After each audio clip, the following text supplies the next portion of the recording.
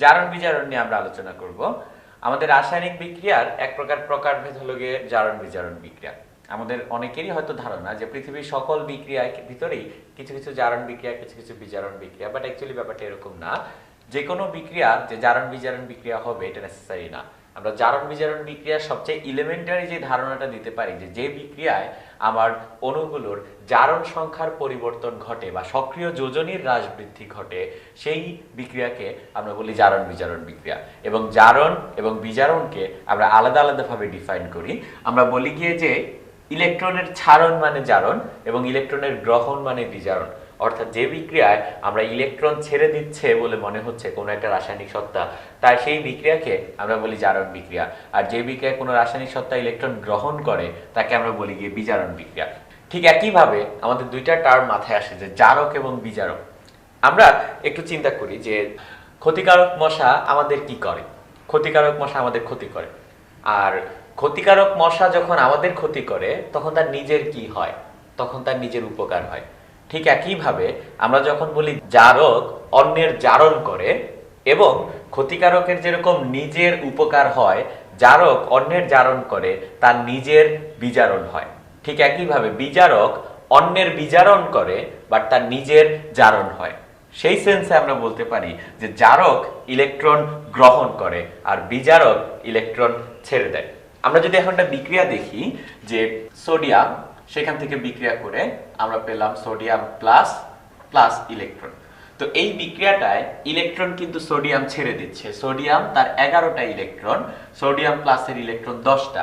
Sodium একটা electron ছেড়ে দিয়ে ধনাত্মক সোডিয়াম আয়নে কনভার্ট হচ্ছে। সুতরাং এই বিক্রিয়াটা একটা জারণ বিক্রিয়া।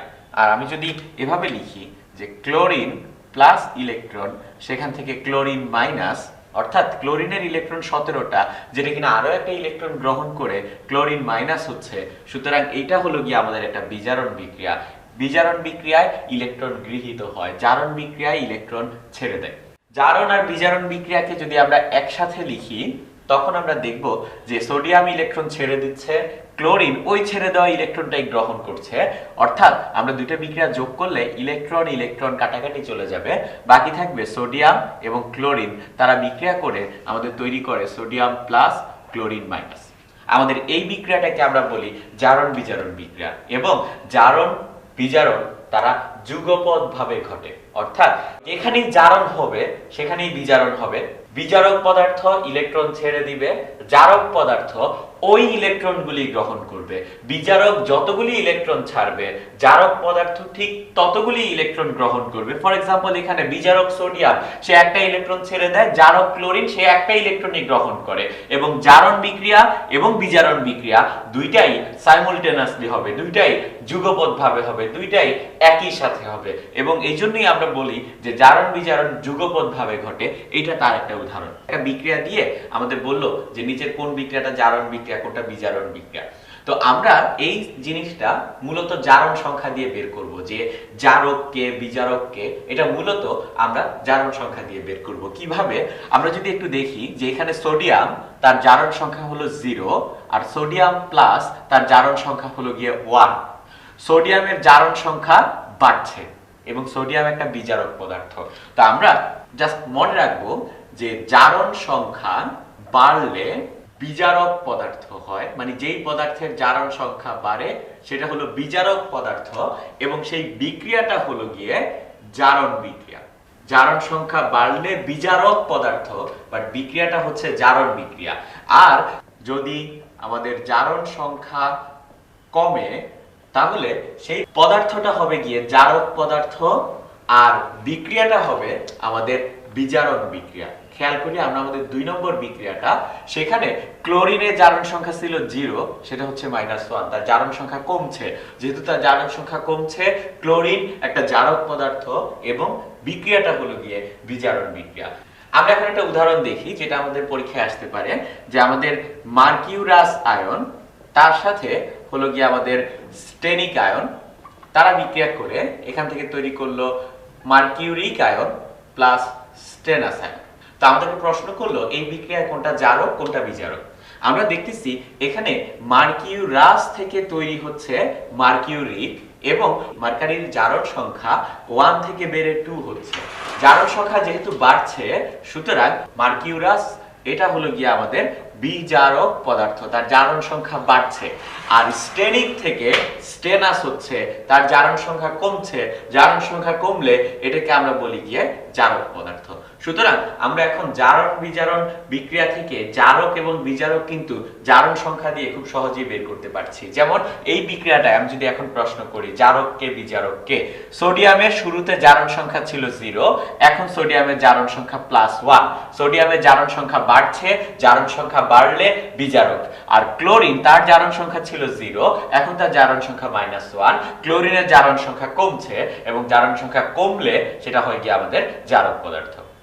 জারণ সংখ্যা কোন মৌলের স্থিতিশীল আয়নের যে চার্জ সংখ্যা তাকে আমরা বলি জারণ সংখ্যা। ফর এক্সাম্পল আমরা দেখতে পারি যে আমাদের সোডিয়ামের ইলেকট্রন বিন্যাস যদি আমি লিখি 1s2 2s2 2p6 3s1। এখন সোডিয়াম থেকে যদি আমরা একটা ইলেকট্রন বের করে নেই তখন আমরা পাই সোডিয়াম প্লাস, এবং এই সোডিয়াম প্লাসের ইলেকট্রন বিন্যাস হয় 1s2 2s2 2p6 3s0। এবং আমরা যদি দেখি তার দ্বিতীয় শক্তি স্তরে অষ্টক পূর্ণ হচ্ছে, অর্থাৎ এটা একটা স্থিতিশীল কাঠামো। তো সোডিয়ামের সর্ববস্থ শক্তি স্তর অষ্টক পূর্ণ, এবং এই অবস্থায় আমার সোডিয়ামের যে চার্জ সংখ্যা সেটা কত +1। এই +1 কে আমরা বলি সোডিয়ামের জারণ সংখ্যা। ঠিক একইভাবে আমরা বললাম অক্সিজেনের কথা 1s2 2s2 2p4। অক্সিজেন যখন দুইটা ইলেকট্রন গ্রহণ করে সেখান থেকে আমরা পাই O2 আয়ন, অক্সাইড আয়ন, এবং তখন তার ইলেকট্রন বিন্যাস হয় 1s2 2s2 2p6। তখন আমাদের অক্সিজেনের দ্বিতীয় শক্তি স্তরে অষ্টক পূর্ণ হয়, সে স্থিতিশীল হয়, এবং এই অবস্থায় তার চার্জ সংখ্যা হলো -2। এই জন্য আমরা বলি অক্সিজেন তার জারণ সংখ্যা হলো গিয়ে -2। তো জারণ সংখ্যাগুলো আমরা কয়েকটা ফিক্স করে ধরতে পারি। যেমন সাধারণত আমাদের গ্রুপ 1A মানে একদম প্রথম গ্রুপ, যেটা গ্রুপ 1 বলি আমরা, সেই গ্রুপ 1 যারা আছে hydrogen, sodium, potassium, rubidium, caesium, lithium, তাদের জারণ সংখ্যা সাধারণত +1 হয় এবং সাধারণত ফিক্স থাকে, সাধারণত চেঞ্জ হয় না। বাট অনেক ক্ষেত্রে আমরা দেখব কিছু ব্যতিক্রম দেখা যায়। গ্রুপ 2 যারা 2A আগের ধারণা অনুযায়ী আর আধুনিক ধারণায় আমরা এটাকে বলি গ্রুপ 2। সেই গ্রুপ 2A যেই মৌলগুলি থাকে beryllium, magnesium, calcium, strontium, radium, তাদের সাধারণ জারণ সংখ্যা হলো গিয়ে +2। সাধারণত চেঞ্জ হয় না, ব্যতিক্রম দেখা দেয়। গ্রুপ 3 এর ক্ষেত্রে স্থিতিশীল জারণ সংখ্যা খুঁজে পাওয়া খুব টাফ, বাট তাদের ভিতর অ্যালুমিনিয়ামের জারণ সংখ্যা বেশিরভাগ সময় আমরা দেখতে পাই +3। আগের গ্রুপ 6A আর এখনকার গ্রুপ 16 যেটা, এই দুটোর ভিতর আমরা দেখি যে অক্সিজেন, সালফার, সেলেনিয়াম এই মৌলগুলি আছে এবং তাদের সাধারণ জারণ সংখ্যা হলো গিয়ে -2। আর আগের গ্রুপ 7A এখনকার গ্রুপ 17 যেটা হ্যালোজেন গ্রুপ, সেই হ্যালোজেন গ্রুপের জন্য আমরা দেখি আমাদের জারণ সংখ্যা হলো -1। ফ্লোরিন, ক্লোরিন ইত্যাদির ক্ষেত্রে -1। এখন আমরা যখন এই কয়েকটা জারণ সংখ্যা জানি, এগুলিকে রেফারেন্স ধরে আমরা অন্যান্য মৌলের জারণ সংখ্যা বের করতে পারি। যেমন আমাদেরকে বললো সালফিউরিক অ্যাসিডের কথা। সালফিউরিক অ্যাসিড থেকে আমাদেরকে সালফারের জারণ সংখ্যা বের করতে বললো। আমরা যে কাজটা করব, যে আমরা এইভাবে চিন্তা করব যে আমার ঘরে সাপোজ আমরা 3 জন আছি, আমাদের 3 জনের ইন্ডিভিজুয়াল মান্থলি ইনকাম ঘরের টোটাল মান্থলি ইনকামের সমান। মানে আমরা 3 জন আলাদা আলাদা ভাবে যত টাকা ইনকাম করি, সাপোজ আমি ইনকাম করি 10 টাকা, আমার ছোট ভাই সে ইনকাম করে 5 টাকা, আমার বড় ভাই সে ইনকাম করে 15 টাকা, তাহলে আমাদের ঘরের মান্থলি ইনকাম কয় টাকা? সেটা হলো গিয়ে 15 + 10 + 5, মানে মান্থলি ইনকাম হলো গিয়ে 30 টাকা। সেই সেন্সে আমরা এখন চিন্তা করব এই যে যৌগটা, তার প্রতিটার ইন্ডিভিজুয়াল চার্জ, সেই ইন্ডিভিজুয়াল চার্জের সামেশন হবে গিয়ে টোটালটার চার্জ সংখ্যা। অর্থাৎ সালফিউরিক অ্যাসিডের টোটাল চার্জ কত? 0। আমরা বলবো সালফিউরিক অ্যাসিডের টোটাল চার্জ 0 এবং তার এলিমেন্ট 3টা, এবং এই 3টা এলিমেন্টের চার্জের আলাদা আলাদা যোগফল হবে গিয়ে 0। সালফার যারটা আমি বের করব তার জারণ সংখ্যা আমি ধরে নিলাম +x। তাহলে আমার দুইটা হাইড্রোজেন আছে, হাইড্রোজেন গ্রুপ 1 এর হাইড্রোজেনের জারণ সংখ্যা +1, তাহলে দুইটা হাইড্রোজেনের জারণ সংখ্যা হলো গিয়ে +2। সালফারেরটা আমি বের করব, সালফারেরটা আমি ধরে নিলাম x, তাই x। অক্সিজেন গ্রুপ 6a এর মৌল, তার জারণ সংখ্যা হলো -2, অর্থাৎ অক্সিজেনের চার্জ হলো -2। আমার কয়টা অক্সিজেন আছে এখানে? 4টা, সুতরাং 4টা অক্সিজেনের চার্জ হলো -8। দ্যাটস ওয়াই আমি এখানে লিখলাম -8, এবং এখান থেকে আমরা পাবো x +6, অর্থাৎ সালফিউরিক অ্যাসিডে সালফারের জারণ সংখ্যা হলো গিয়ে +6। আমরা যদি আরেকটা উদাহরণ খেয়াল করি, ফর এক্সাম্পল KMnO4 পটাশিয়াম পারম্যাঙ্গানেটে আমরা ম্যাঙ্গানিজের জারণ সংখ্যা বের করতে চাই। তা আমি প্রথমেই ধরে নিব যার জারণ সংখ্যা বের করতে বলবে সেটা হলো গিয়ে x। টোটালটার চার্জ কত আমার খেয়াল করা লাগবে। আমার টোটালটার চার্জ হলো গিয়ে 0, এখানে কোনো চার্জ নাই, এখানে 0। দ্যাটস ওয়াই আমার পটাশিয়ামের চার্জ প্লাস ম্যাঙ্গানিজের চার্জ প্লাস অক্সিজেনের চার্জ সমান হবে গিয়ে 0। পটাশিয়াম গ্রুপ 1 এর মৌল, দ্যাটস ওয়াই পটাশিয়ামের জারণ সংখ্যা +1। ম্যাঙ্গানিজেরটা আমি জানি না, ম্যাঙ্গানিজেরটা হলো গিয়ে x, আর অক্সিজেনের হলো গিয়ে -2, সুতরাং 4টা অক্সিজেনের হলো -8। আমরা x পাবো +7, অর্থাৎ পটাশিয়াম পারম্যাঙ্গানেটে আমাদের ম্যাঙ্গানিজের জারণ সংখ্যা হলো গিয়ে +7। ঠিক একই ভাবে আরেকটা উদাহরণ আমরা খেয়াল করি, যে বাইসালফেট আয়ন HSO4-, এই বাইসালফেট আয়নে সালফারের জারণ সংখ্যা আমি বের করতে চাই। এখন আমাদের টোটাল অণুটার চার্জ কত? টোটাল অণুটার চার্জ হলো -1। দ্যাটস ওয়াই আমি ইকুয়াল চিহ্নের এই পাশে লিখলাম -1। আমার এখানে হাইড্রোজেনের চার্জ সংখ্যা সেটা হলো গিয়ে +1, তো আমি এখানে লিখলাম +1 একটা হাইড্রোজেন। সালফারেরটা আমি বের করতে চাই, সালফারেরটা আমরা ধরে নিলাম x, আর 4টা অক্সিজেনের জারণ সংখ্যা হলো গিয়ে -8, কারণ একটা অক্সিজেনের -2।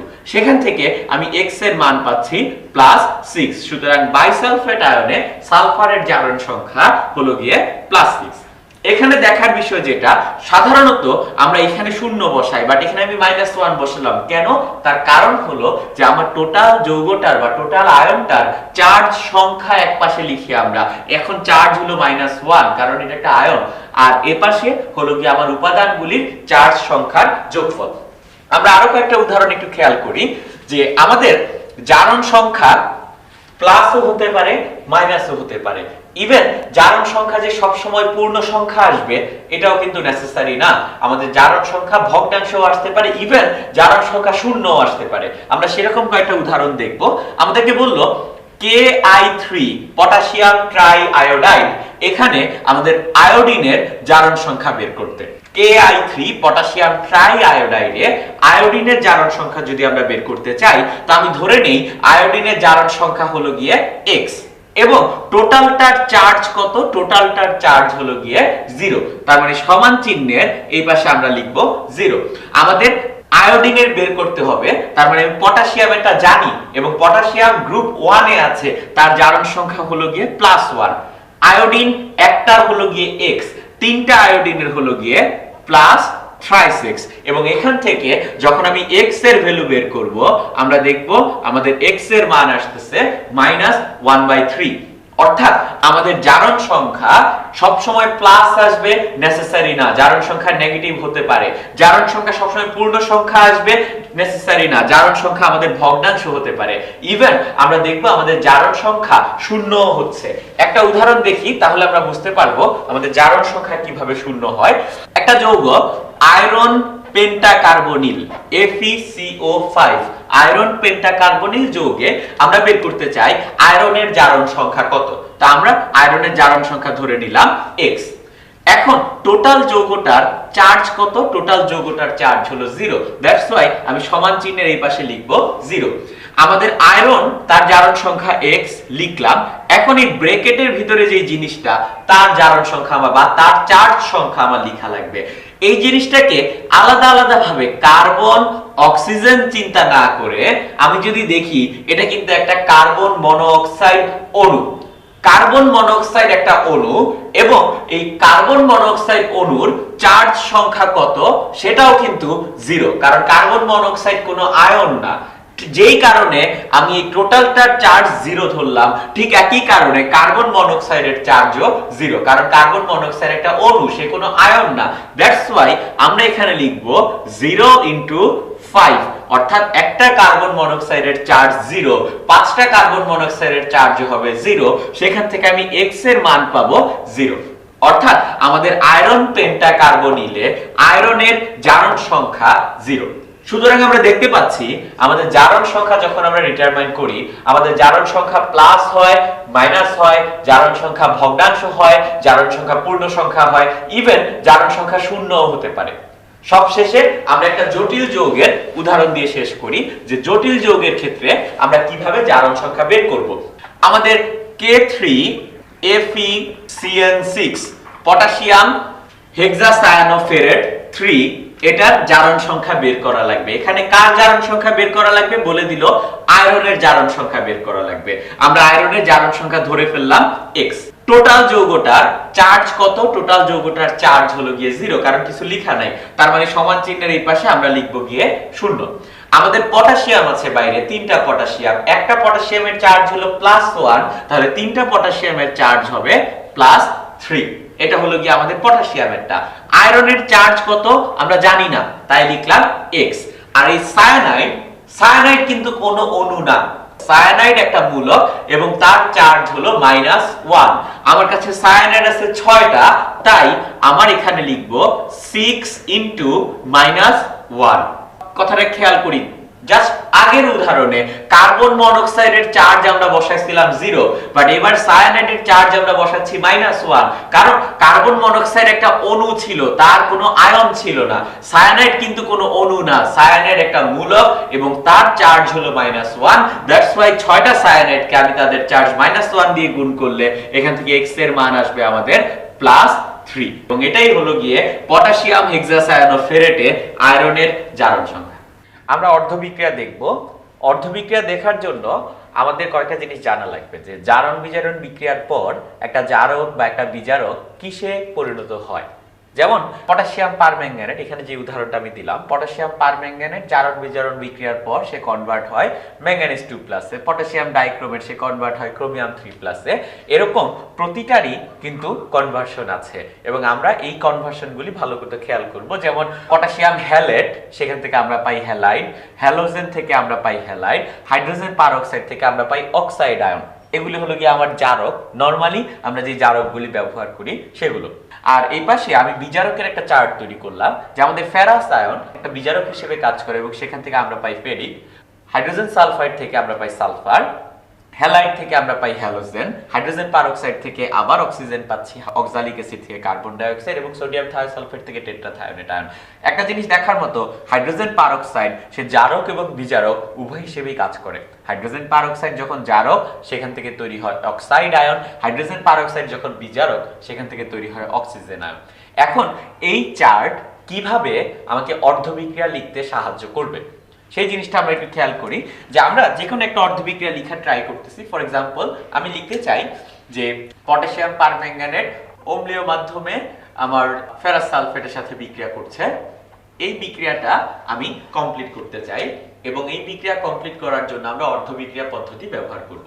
এবং এই সালফিউরিক অ্যাসিডের পাশে আমার লেখা DIL, ডাইলুটেড সালফিউরিক অ্যাসিড। আমরা এখানে লঘু সালফিউরিক অ্যাসিড ব্যবহার করব, কারণ আমি যদি এখানে গাঢ় সালফিউরিক অ্যাসিড ব্যবহার করি তাহলে এই গাঢ় সালফিউরিক অ্যাসিড কিন্তু যেই কারণে দেওয়া, শুধুমাত্র অম্লীয় পরিবেশ তৈরির জন্য দেওয়া, সেটা করার পাশাপাশি সে কিন্তু আবার একটা জারক পদার্থ হিসেবে কাজ করা শুরু করবে। কারণ আমরা জানি গাঢ় সালফিউরিক অ্যাসিড একটা জারক পদার্থ, কিন্তু লঘু সালফিউরিক অ্যাসিড সে কিন্তু জারক পদার্থ না, সে শুধুমাত্র অ্যাসিড হিসেবেই কাজ করবে।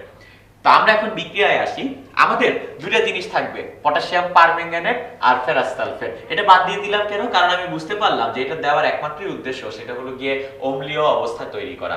পটাশিয়াম পারম্যাঙ্গানেট থেকে আমার প্রথম কাজ হবে দর্শক আয়ন পটাশিয়ামটা বাদ দেওয়া। দর্শক আয়ন কাদেরকে বলে? সাধারণত যাদের জারণ সংখ্যা চেঞ্জ হয় না, এবং আমরা ইন এ সেন্স বলতে পারি পটাশিয়াম, সোডিয়াম, হাইড্রোজেন, সালফেট এগুলির ক্ষেত্রে আমরা দেখব যে সাধারণত আমাদের জারণ সংখ্যা এদের চেঞ্জ হয় না, যা থাকে সেটাই থেকে যাচ্ছে বিক্রিয়ার আগে এবং বিক্রিয়ার পরে। এদেরকে আমরা বলছি দর্শক আয়ন। এখানে দর্শক আয়ন হলো গিয়ে পটাশিয়াম। আমি যদি পটাশিয়াম বাদ দেই তাহলে আমার থাকলো MnO4- পারম্যাঙ্গানেট আয়ন। এখন এই পারম্যাঙ্গানেট আয়ন থেকে বা পটাশিয়াম পারম্যাঙ্গানেট থেকে তৈরি হয়, আমরা চার্ট থেকে দেখলাম, তৈরি হয় ম্যাঙ্গানাস আয়ন। তার মানে আমি এখানে তীর চিহ্ন দিয়ে এই পাশে লিখলাম, আমার উৎপাদে লিখলাম ম্যাঙ্গানাস আয়ন। এই পাশে ম্যাঙ্গানিজ পরমাণু একটা, এই পাশেও আমার ম্যাঙ্গানিজ পরমাণু একটা। ওই দুই কিন্তু তার চার্জ, দুইটা ম্যাঙ্গানিজ না, কিন্তু দুইটা হলো গিয়ে তার চার্জ। এই পাশে আমাদের অক্সিজেন আছে চারটা। আমার যতগুলি অক্সিজেন থাকবে, এই পাশে কোনো অক্সিজেন নাই, সেজন্য আমি এই পাশে ততগুলি পানি যোগ করব। যতগুলি অক্সিজেন ততগুলি পানি, এটা আমাদের একটা নিয়ম। এবং পানি দিতে গিয়ে আমি ঠিকই চারটা অক্সিজেন দিলাম, বাট এক্সট্রা একটা জিনিস দিয়ে দিছি। এক্সট্রা দিয়ে দিলাম গিয়ে আমি হাইড্রোজেন, আমি টোটাল 8টা হাইড্রোজেন এক্সট্রা ইউজ করলাম এখানে। যেই 8টা হাইড্রোজেন আমি এক্সট্রা দিচ্ছি, সেই 8টা হাইড্রোজেন আবার আমি এই পাশে 8টা হাইড্রোজেন প্লাস আকারে যোগ করব। তো এখন যদি আমি গুণে দেখি, ম্যাঙ্গানিজ একটা, ম্যাঙ্গানিজ একটা, অক্সিজেন 4টা, অক্সিজেন 4টা, হাইড্রোজেন 8টা, হাইড্রোজেন 8টা, দুই পাশে কিন্তু সমান সমান সমতাকরণ হয়েছে। তারপরেও আমাদের একটা জিনিস সমতাকরণ হয় নাই। সেটা কি? সেটা হলো কি আমাদের চার্জ সমতাকরণ হয়েছে কি হয় নাই সেটা নিয়ে আমরা শিওর না। কিরকম? আমাদের এই যৌগটার পারম্যাঙ্গানেটের চার্জ হলো -1, আর হাইড্রোজেন প্লাস তার চার্জ হলো গিয়ে +1। যেহেতু আমার 8টা হাইড্রোজেন প্লাস আছে, তার চার্জ হলো +8। তার মানে আমাদের বাম পাশে টোটাল চার্জ হলো গিয়ে +7, আর আমাদের এই ডান পাশে টোটাল চার্জ হলো গিয়ে +2। অবশ্যই দুইটা চার্জ সমান না, এক পাশে +7, এক পাশে +2, অর্থাৎ এক পাশে আমার 7টা পজিটিভ চার্জ আছে, আর এক পাশে আমার 2টা পজিটিভ চার্জ আছে। আমি দুইটাকে সমান করব। আমি এভাবে চিন্তা করব, 7 আর 2 তাদের মাঝখানে ডিফারেন্স কত? 5, এবং ডিফারেন্স যত আমি ততগুলি ইলেকট্রন যোগ করব। ইলেকট্রন যোগ করলে কি হবে? ফিজিক্যাল ব্যাপারটা একটু খেয়াল করি আমরা। এখানে কি হয়? +7 মানে হলো কি আমাদের 7টা পজিটিভ চার্জ, আর 5টা ইলেকট্রন আমি যোগ করলাম মানে হলো 5টা নেগেটিভ চার্জ আমি যোগ করলাম। তখন এই 5টা পজিটিভ চার্জ 5টা ইলেকট্রন দ্বারা নিউট্রাল হয়ে যায়, আর আমার বাকি থাকতেছে কি? 2টা পজিটিভ চার্জ। তখন দুই পাশেই 2টা করে পজিটিভ চার্জ থাকলো। তো এটা হলো কি আমাদের একটা বিক্রিয়া, এবং এই বিক্রিয়াটা জারণ বিক্রিয়া না বিজারণ বিক্রিয়া? আমরা চিন্তা করি যে এই বিক্রিয়ায় পারম্যাঙ্গানেট আয়ন ইলেকট্রন গ্রহণ করছে। সে কিন্তু কোনো ইলেকট্রন ছেড়ে দিচ্ছে না, সেই ইলেকট্রনটা গ্রহণ করছে। যেহেতু সেই ইলেকট্রনটা গ্রহণ করছে, সুতরাং আমার পারম্যাঙ্গানেট আয়ন ইলেকট্রন গ্রহণ করছে। এই বিক্রিয়াটা হলো গিয়ে আমাদের বিজারণ বিক্রিয়া। যে বিক্রিয়ায় আমাদের ইলেকট্রন গৃহীত হয় তাকে আমরা বলি বিজারণ বিক্রিয়া, এবং যে ইলেকট্রন গ্রহণ করে তাকে আমরা বলি গিয়ে একটা জারক পদার্থ। সুতরাং এই বিক্রিয়াটা আমরা বলি এটাকে বিজারণ অর্ধ বিক্রিয়া। ঠিক একই ভাবে আমাদের আরেকটা পদার্থ ছিল ফেরাস সালফেট। সেই ফেরাস সালফেটের দর্শক আয়ন হলো গিয়ে সালফেট। সেই সালফেট যদি আমি বাদ দেই, আমার থাকে গিয়ে ফেরাস আয়ন। সেই ফেরাস আয়ন থেকে ওই চার্টে দেখি আমরা ফেরাস থেকে তৈরি হয় গিয়ে ফেরিক আয়ন। পরমাণু কিন্তু সমান সমান হয়ে গেছে। এই পাশে চার্জ হলো +2, আর এই পাশে চার্জ হলো +3। সমান করার জন্য কি করা দরকার? ডিফারেন্স 1, মানে আমি একটা ইলেকট্রন যোগ করব। কোন পাশে? এই পাশে যদি আমি ইলেকট্রনটা যোগ করি, তখন ইলেকট্রন আর পজিটিভ চার্জ নিউট্রাল হয়ে যাচ্ছে, দুই পাশেই আমার 2টা করে পজিটিভ চার্জ থাকছে, অর্থাৎ চার্জেরও সমতাকরণ হলো। এখন এই বিক্রিয়াটা জারণ বিক্রিয়া না বিজারণ বিক্রিয়া? এই বিক্রিয়ায় ইলেকট্রন ছেড়ে দিচ্ছে, সুতরাং এই বিক্রিয়াটা হলো ইলেকট্রনের ছাড়ন বিক্রিয়া বা জারণ বিক্রিয়া। এবং ফেরাস আয়ন সেই ইলেকট্রন ছেড়ে দিচ্ছে, সুতরাং ফেরাস আয়ন বা ফেরাস সালফেট হলো কি আমাদের বিজারক পদার্থ। এখন এই জারণ অর্ধ বিক্রিয়া এবং বিজারণ অর্ধ বিক্রিয়া, এই দুইটাকে যদি আমি যোগ করি, তাহলে কিন্তু আমি আমার সমতাকৃত জারণ বিজারণ বিক্রিয়াটা পেয়ে যাব। আমাদের সমতাকৃত জারণ বিজারণ বিক্রিয়াটা হবে পারম্যাঙ্গানেট আয়ন প্লাস 8টা হাইড্রোজেন প্লাস। কিন্তু যোগ করার সময় আমাদের আরেকটা জিনিস খেয়াল করা লাগবে। সেটা কি? যে আমাদের এখানে ইলেকট্রন কয়টা? 5টা। আমাদের জারক পদার্থ 5টা ইলেকট্রন গ্রহণ করছে, বিজারক পদার্থ ইলেকট্রন ছাড়ছে একটা।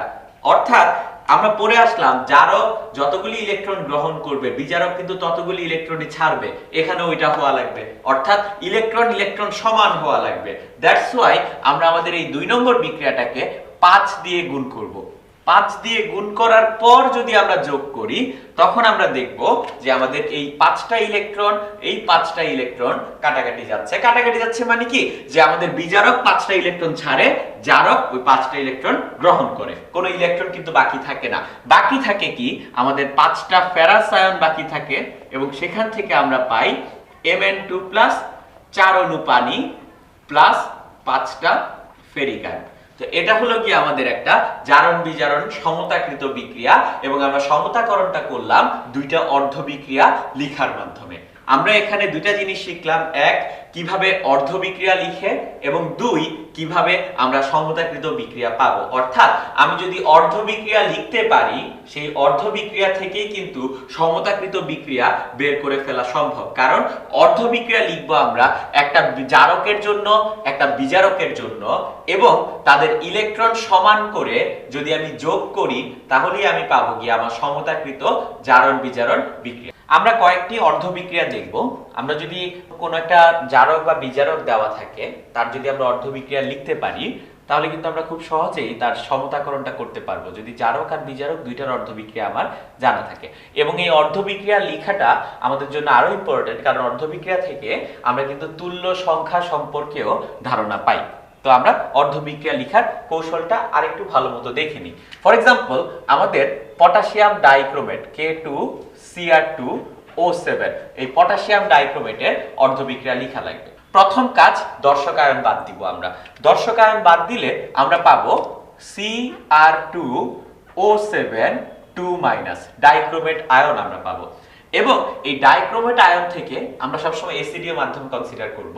ডাইক্রোমেট আয়ন থেকে আমাদের কি তৈরি হয়, ডাইক্রোমেট আয়ন থেকে আমাদের তৈরি হয় ক্রোমিয়াম 3+। তো আমরা লিখলাম ডাইক্রোমেট আয়ন থেকে আমাদের তৈরি হচ্ছে ক্রোমিয়াম 3+।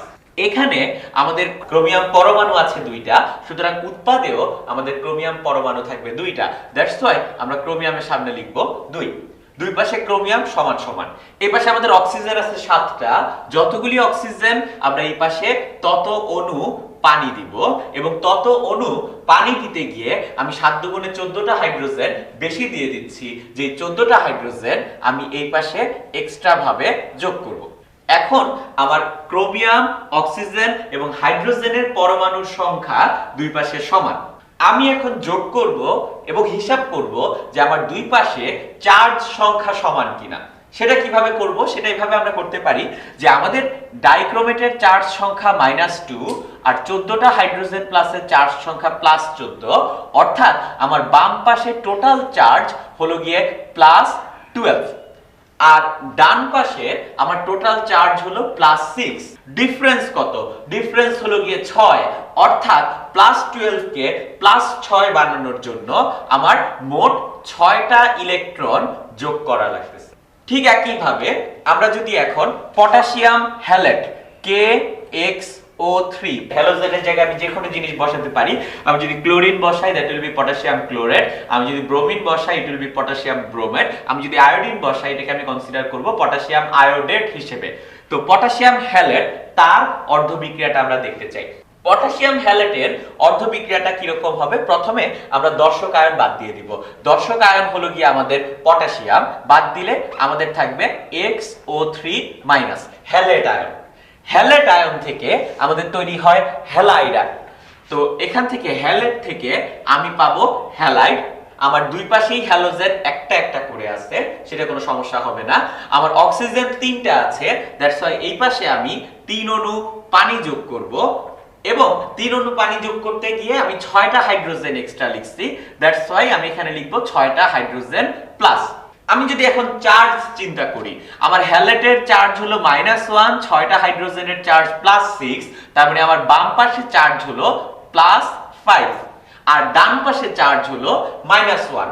+5 আর -1 এর ডিফারেন্স হলো 6, অর্থাৎ +5 কে -1 করার জন্য আমার এখানে 6টা ইলেকট্রন যোগ করা লাগবে। ঠিক একই ভাবে আমরা যদি যে কোনো হ্যালোজেনের জন্য অর্ধ বিক্রিয়া লেখার ট্রাই করি। হ্যালোজেনের ক্ষেত্রে কি হয় আমরা দেখি, হ্যালোজেন থেকে সরাসরি তৈরি হয় হ্যালাইড আয়ন।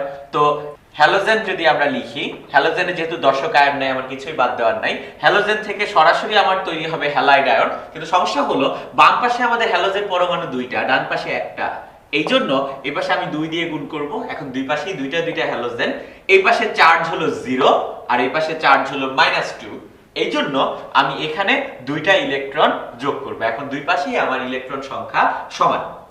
এখন এই তিনটা যদি আমরা দেখি, তিনটা বিক্রিয়া দেখি, এই তিনটা বিক্রিয়াতেই আমাদের পদার্থগুলো ইলেকট্রন গ্রহণ করছে, সুতরাং তারা প্রত্যেকেই জারক পদার্থ।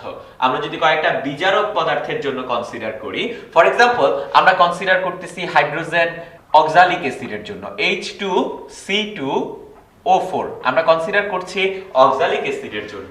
এই অক্সালিক অ্যাসিডের দর্শক আয়ন হলো হাইড্রোজেন, সুতরাং আমি যদি হাইড্রোজেন বাদ দেই তখন আমার থাকে oxalate ion C2O4 2- oxalate ion. এই অক্সালেট আয়ন থেকে আমরা দেখি কি পাওয়া যায়, অক্সালেট আয়ন থেকে আমাদের পাওয়া যায় কার্বন ডাই অক্সাইড।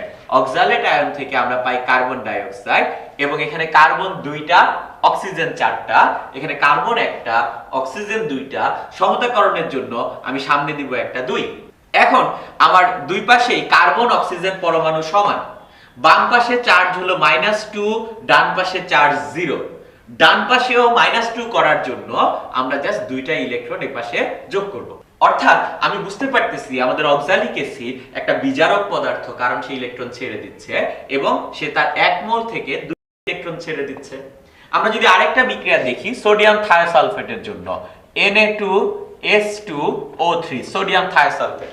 সোডিয়াম থায়োসালফেটে আমাদের দর্শক আয়ন হলো দুইটা সোডিয়াম বাদ দিলে আমাদের থাকে S2O3 2- thiosulphate ion. Thiosulphate ion থেকে আমরা যদি চার্টে খেয়াল করি, থায়োসালফেট আয়ন থেকে আমাদের তৈরি হয় টেট্রাথায়োনেট আয়ন S4O6 2-। তো খেয়াল করি আমাদের বাম পাশে সালফার 2টা, অক্সিজেন 3টা, ডান পাশে সালফার 4টা, অক্সিজেন 6টা। সমতাকরণের জন্য আমি এই থায়োসালফেট আয়নকে 2 দিয়ে গুণ করলাম, তখন দুই পাশেই আমাদের সালফার এবং অক্সিজেন পরমাণুর সংখ্যা সমান হচ্ছে। কিন্তু আমার বাম পাশে চার্জ হলো -4 আর ডান পাশে চার্জ হলো -2। এই পাশে আরো নেগেটিভ চার্জ অ্যাড করা লাগবে, অর্থাৎ আমি এই পাশে আরো 2টা ইলেকট্রন যোগ করব। সুতরাং আমরা দেখব যে আমাদের অক্সালিক অ্যাসিড এবং সোডিয়াম থায়োসালফেট, যারা কিনা আমাদের বিজারক পদার্থ, তারা আমাদের ইলেকট্রন ছেড়ে দিচ্ছে। এই যে আলোচনা আমরা দেখলাম, এই যে অর্ধ বিক্রিয়া আমরা শিখলাম, এই অর্ধ বিক্রিয়া শিখে আমাদের অ্যাকচুয়ালি কি লাভ হলো? অর্ধ বিক্রিয়া শিখে আমরা খুব সহজেই এখন তুল্য সংখ্যা সম্পর্কে আইডিয়া পাই। তুল্য সংখ্যা কি আমরা শুরুতেই আলোচনা করে আসছি। তুল্য সংখ্যা হলো যা বিক্রিয়ার সময় কোন রাসায়নিক সত্তা যতগুলি ইলেকট্রন গ্রহণ করে বা যতগুলি ইলেকট্রন ছেড়ে দেয় 1 মোল থেকে, সেই সংখ্যাকে আমরা বলি তার তুল্য সংখ্যা। আমরা যদি দেখি পটাশিয়াম ডাইক্রোমেটের কথা যখন আমরা বললাম, পটাশিয়াম ডাইক্রোমেট 1 মোল থেকে আমাদের 6টা ইলেকট্রন গ্রহণ করে, সুতরাং পটাশিয়াম ডাইক্রোমেটের তুল্য সংখ্যা হলো গিয়ে 6। আমরা যদি দেখি পটাশিয়াম হ্যালেট, সে তার 1 মোল থেকে 6টা ইলেকট্রন গ্রহণ করে, তার তুল্য সংখ্যা 6। আমরা যদি দেখি হ্যালোজেন, সে তার 1 মোল থেকে 2টা ইলেকট্রন গ্রহণ করে, আমাদের হ্যালোজেনের তুল্য সংখ্যা 2। আমরা যদি দেখি অক্সালেট আয়ন বা অক্সালিক অ্যাসিড, সে তার 1 মোল থেকে 2টা ইলেকট্রন ছেড়ে দেয়, অক্সালিক অ্যাসিডের তুল্য সংখ্যা 2। আমরা যদি দেখি সোডিয়াম থায়োসালফেট, তার তুল্য সংখ্যা 1। কেন তুল্য সংখ্যা 1? সে তো 2টা ইলেকট্রন ছাড়ছে, কারণ সোডিয়াম থায়োসালফেট 2 মোল থেকে আমাদের 2টা ইলেকট্রন ছাড়ে, সুতরাং সে 1 মোল থেকে ইলেকট্রন ছাড়বে গিয়ে একটা। আমরা আরেকটা ব্যাপার একটু খেয়াল করতে পারি, যে আমরা প্রমাণ করে আসলাম যে হ্যালোজেন, যে কোন একটা হ্যালোজেন তার তুল্য সংখ্যা কত? তার তুল্য সংখ্যা 2। কেন? কারণ একটা হ্যালোজেন তার 1 মোল থেকে 2টা ইলেকট্রন গ্রহণ করে। কিন্তু আমি যদি যে কোনো একটা হ্যালাইডের তুল্য সংখ্যা বের করতে চাই, যে কোনো একটা হ্যালাইড যে কিনা একটা বিজারক পদার্থ, হ্যালাইড থেকে আমরা একটু খেয়াল করি, যে কোনো একটা হ্যালাইড তার থেকে আমাদের তৈরি হয় হ্যালোজেন, তখন আমরা দেখব যে আমাদের দুই পাশে সমান করার জন্য এখানে 2 দিয়ে গুণ করা লাগে, কারণ এখানে 2টা হ্যালোজেন ছিল, এখন এখানে 2টা হ্যালোজেন আছে। এটার চার্জ হলো -2, এখানে চার্জ হলো 0। দ্যাটস ওয়াই আমাদের এই হ্যালোজেনের পাশে আরো 2টা ইলেকট্রন যোগ করা লাগবে। অর্থাৎ হ্যালাইড ইলেকট্রন ছেড়ে দিচ্ছে, সে একটা বিজারক পদার্থ এবং এই হ্যালাইডের তুল্য সংখ্যা কিন্তু 1। কেন? কারণ সে তার 2 মোল থেকে 2টা ইলেকট্রন ছাড়তেছে, তার 1 মোল থেকে সে কয়টা ইলেকট্রন ছাড়বে? একটা। কিন্তু হ্যালোজেন তার 1 মোল থেকে ইলেকট্রন গ্রহণ করছিল 2টা। এজন্য আমরা বলি যে কোনো হ্যালোজেন তার তুল্য সংখ্যা 2, কিন্তু যে কোনো হ্যালাইড তার তুল্য সংখ্যা আমরা কাউন্ট করি 1। আমরা ঘনমাত্রা নির্ণয়ের জন্য টাইট্রেশন পদ্ধতি ব্যবহার করি। টাইট্রেশনের দুটি স্পেশাল ক্যাটাগরি হলো আয়োডিমিতি এবং আয়োডোমিতি। জিনিস দুটো খুবই কাছাকাছি এবং নাম শুনেই বোঝা যাচ্ছে আয়োডিনের সাথে প্রচন্ড রকম সম্পর্ক যুক্ত। তো আমরা এখনই বুঝতে পারবো তাদের মাঝখানে বেসিক পার্থক্যটা কোথায়। প্রথমে আমরা আয়োডিমিতি নিয়ে আলোচনা করছি। আয়োডিমিতির ডেফিনেশনটা এখানে দেওয়া আছে যে প্রমাণ আয়োডিন দ্রবণের সাহায্যে অজানা ঘনমাত্রার বিজারক পদার্থের ঘনমাত্রা নির্ণয়ের পদ্ধতিকে আমরা বলি আয়োডিমিতি। অর্থাৎ এখানে আমার আয়োডিনের ঘনমাত্রা আমার জানা থাকবে। প্রমাণ আয়োডিন দ্রবণ মানে হলো যেই আয়োডিন দ্রবণের ঘনমাত্রা আমার জানা আছে, এরকম একটা আয়োডিনকে আমি সরাসরি বিক্রিয়া দিব এমন একজনের সাথে যার ঘনমাত্রা আমি বের করতে চাই। যেমন এখানে আমি একটা উদাহরণ দিচ্ছি, আয়োডিনের সাথে আমরা সোডিয়াম থায়োসালফেটের বিক্রিয়া দিচ্ছি, সেখান থেকে সোডিয়াম টেট্রাথায়োনাইড এবং সোডিয়াম আয়োডাইড তৈরি হয়। এবং আমি যদি ভলিওমেট্রিক ইকুয়েশন আয়তন মাত্রিক সমীকরণটা লিখি, এটা আসে গিয়ে আমার আয়তন মাত্রিক সমীকরণ। এই সমীকরণে SI বা আয়োডিনের যে ঘনমাত্রা সেটা আমি আগের থেকেই জানি, VI এবং VNA অর্থাৎ আয়োডিনের ঘনমাত্রা এবং সোডিয়াম থায়োসালফেটের আয়তন, আয়োডিনের আয়তন এবং সোডিয়াম থায়োসালফেটের আয়তন, এই দুটো আমি টাইট্রেশনের মাধ্যমে বের করে নিব এবং ক্যালকুলেশন করে আমি এখান থেকে কিন্তু সোডিয়াম থায়োসালফেটের যে ঘনমাত্রা সেই S বের করতে পারছি। অর্থাৎ এখানে আমি সরাসরি আয়োডিন ব্যবহার করছি, আমার এক ধাপের বিক্রিয়া হচ্ছে এবং ওই আয়োডিন এর মাধ্যমে আয়োডিনের ঘনমাত্রা আমার জানা আছে বলে আমি এখানে সোডিয়াম থায়োসালফেট অন্য একটা বিজারক পদার্থ তার ঘনমাত্রা নির্ণয় করতে পারছি। এই পদ্ধতিকে আমরা বলি আয়োডিমিতি। আমরা যদি এখন আয়োডোমিতির কথা বলি, আয়োডোমিতির ডেফিনেশনটা আমরা একটু ভালো মতো খেয়াল করি যে আমার কাছে যে কোনো একটা আয়োডাইড লবণ থাকবে, যেই আয়োডাইড লবণের ঘনমাত্রা আমি জানি, ওই আয়োডাইড লবণের সাথে আমি যে কোনো একটা জারক পদার্থ তার ঘনমাত্রা আমার জানার খুব বেশি দরকার নাই, যে কোনো একটা জারক পদার্থের বিক্রিয়া দিব আয়োডাইডের সাথে, সেখান থেকে আমার তৈরি হবে কিছু আয়োডিন এবং এই আয়োডিনেরও ঘনমাত্রা আমি জানি না। যেই আয়োডিনটা তৈরি হবে সেই আয়োডিনের সাথে আমি একটা বিজারক পদার্থ সোডিয়াম থায়োসালফেটের বিক্রিয়া দিব এবং এই সোডিয়াম থায়োসালফেটের ঘনমাত্রা আমার বের করা লাগবে। এই পদ্ধতিটাকে আমরা বলি আয়োডোমিতি। এখানে আমরা প্রত্যক্ষভাবে আয়োডিন ব্যবহার করি না, আমরা ব্যবহার করি আয়োডাইড লবণ, এই জন্য আমরা এটার নাম দিলাম আয়োডোমিতি। অর্থাৎ আমি বিক্রিয়াটা যদি খেয়াল করি, পটাশিয়াম আয়োডাইড এবং কপার সালফেট, আমার কাছে যে কোনো একটা আয়োডাইড লবণ, এই আয়োডাইড লবণের ঘনমাত্রা আয়তন আমি জানি, তার সাথে কপার সালফেটের বিক্রিয়ায় আমাদের কিছু সংখ্যক আয়োডিন তৈরি হয়। যতটুকু আয়োডিন তৈরি হয় ঠিক ততটুকু আয়োডিনের সাথে আমি সোডিয়াম থায়োসালফেটের বিক্রিয়া দেই এবং আমি এখন যদি এই দুইটা বিক্রিয়াকে এক লাইনে লিখি, আমি বলতে পারি আমার 4 মোল potassium iodide is equivalent to 1 mole iodine এবং 1 মোল iodine is equivalent to 2 mole sodium thiosulphate.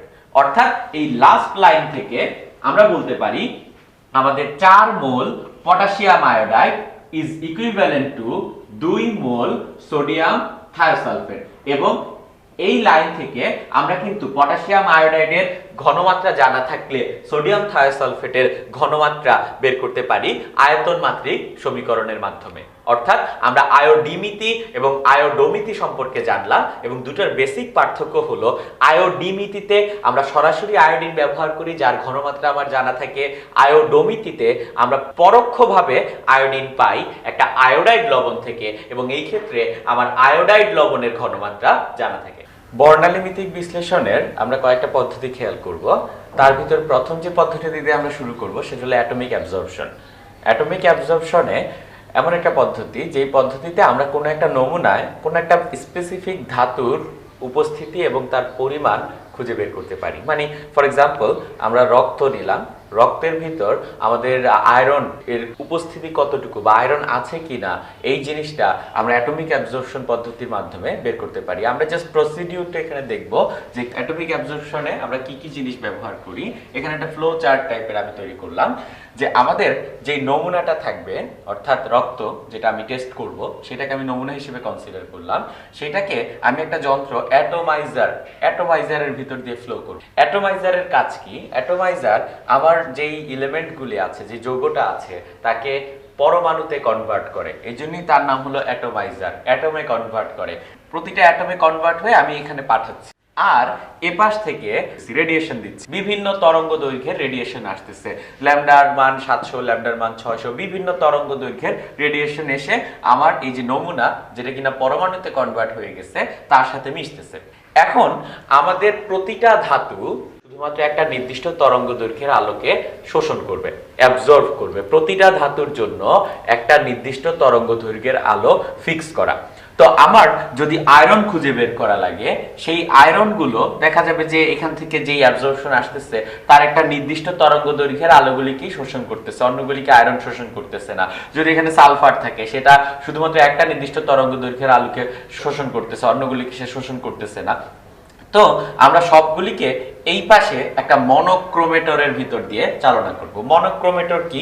Suppose আমার কাছে অনেকগুলি আলো আছে বিভিন্ন তরঙ্গ দৈর্ঘ্যের, আমি মনোক্রোমেটরে একটা ইনপুট দিলাম, যে ল্যামডার মান দিয়ে দিলাম যে 600 ন্যানোমিটার, মানে হলো 600 ন্যানোমিটার তরঙ্গ দৈর্ঘ্য শুধুমাত্র সে পাস করবে, অন্যগুলো সে পাস করবে না।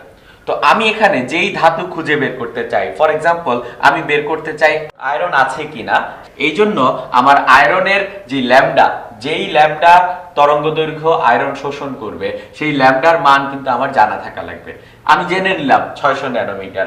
এখন আমি এখানে সিগন্যাল দিলাম 600 ন্যানোমিটারকে তুমি পাস করো, বাকিগুলিকে শোষণ করো। 600 ন্যানোমিটারের যে তরঙ্গ দৈর্ঘ্য সেটা কিন্তু এখন অ্যাটমের সাথে মিশে আছে। কোন অ্যাটম?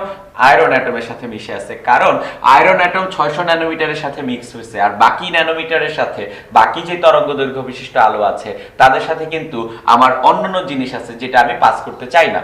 এখন মনোক্রোমেটর থেকে যে জিনিসটা আসলো সেই জিনিসটা আমি একটা ডিটেক্টরে ডিটেক্ট করলাম যে অ্যাকচুয়ালি আসতেছে, সেটা খুব ছোট, সেটাকে বড় করে দেখার জন্য আমি এমপ্লিফাই করলাম এবং এরপর আমি কম্পিউটারে নিয়ে সিগন্যাল প্রসেসরের মাধ্যমে দেখে নিলাম যে এখানে আয়রন কতটুকু আছে এবং এই প্রসেসটা কতটুকু আছে এই জিনিসটা এভাবে বের করে আমি এখানে তরঙ্গ দৈর্ঘ্য যতটুকু ডিটেক্ট করব, তরঙ্গ দৈর্ঘ্য যেই অ্যামাউন্টে আমি ডিটেক্ট করব আমার পরিমাণটা তার সমানুপাতিক, অর্থাৎ আয়রন ততটুকুই শোষিত হবে যতটুকু তার পরিমাণ অনুযায়ী, পরিমাণের সমানুপাতে সে এখানে ল্যামডার সাথে তরঙ্গ দৈর্ঘ্যের সাথে সে বিক্রিয়া করবে এবং তরঙ্গ দৈর্ঘ্যের সাথে মিশবে।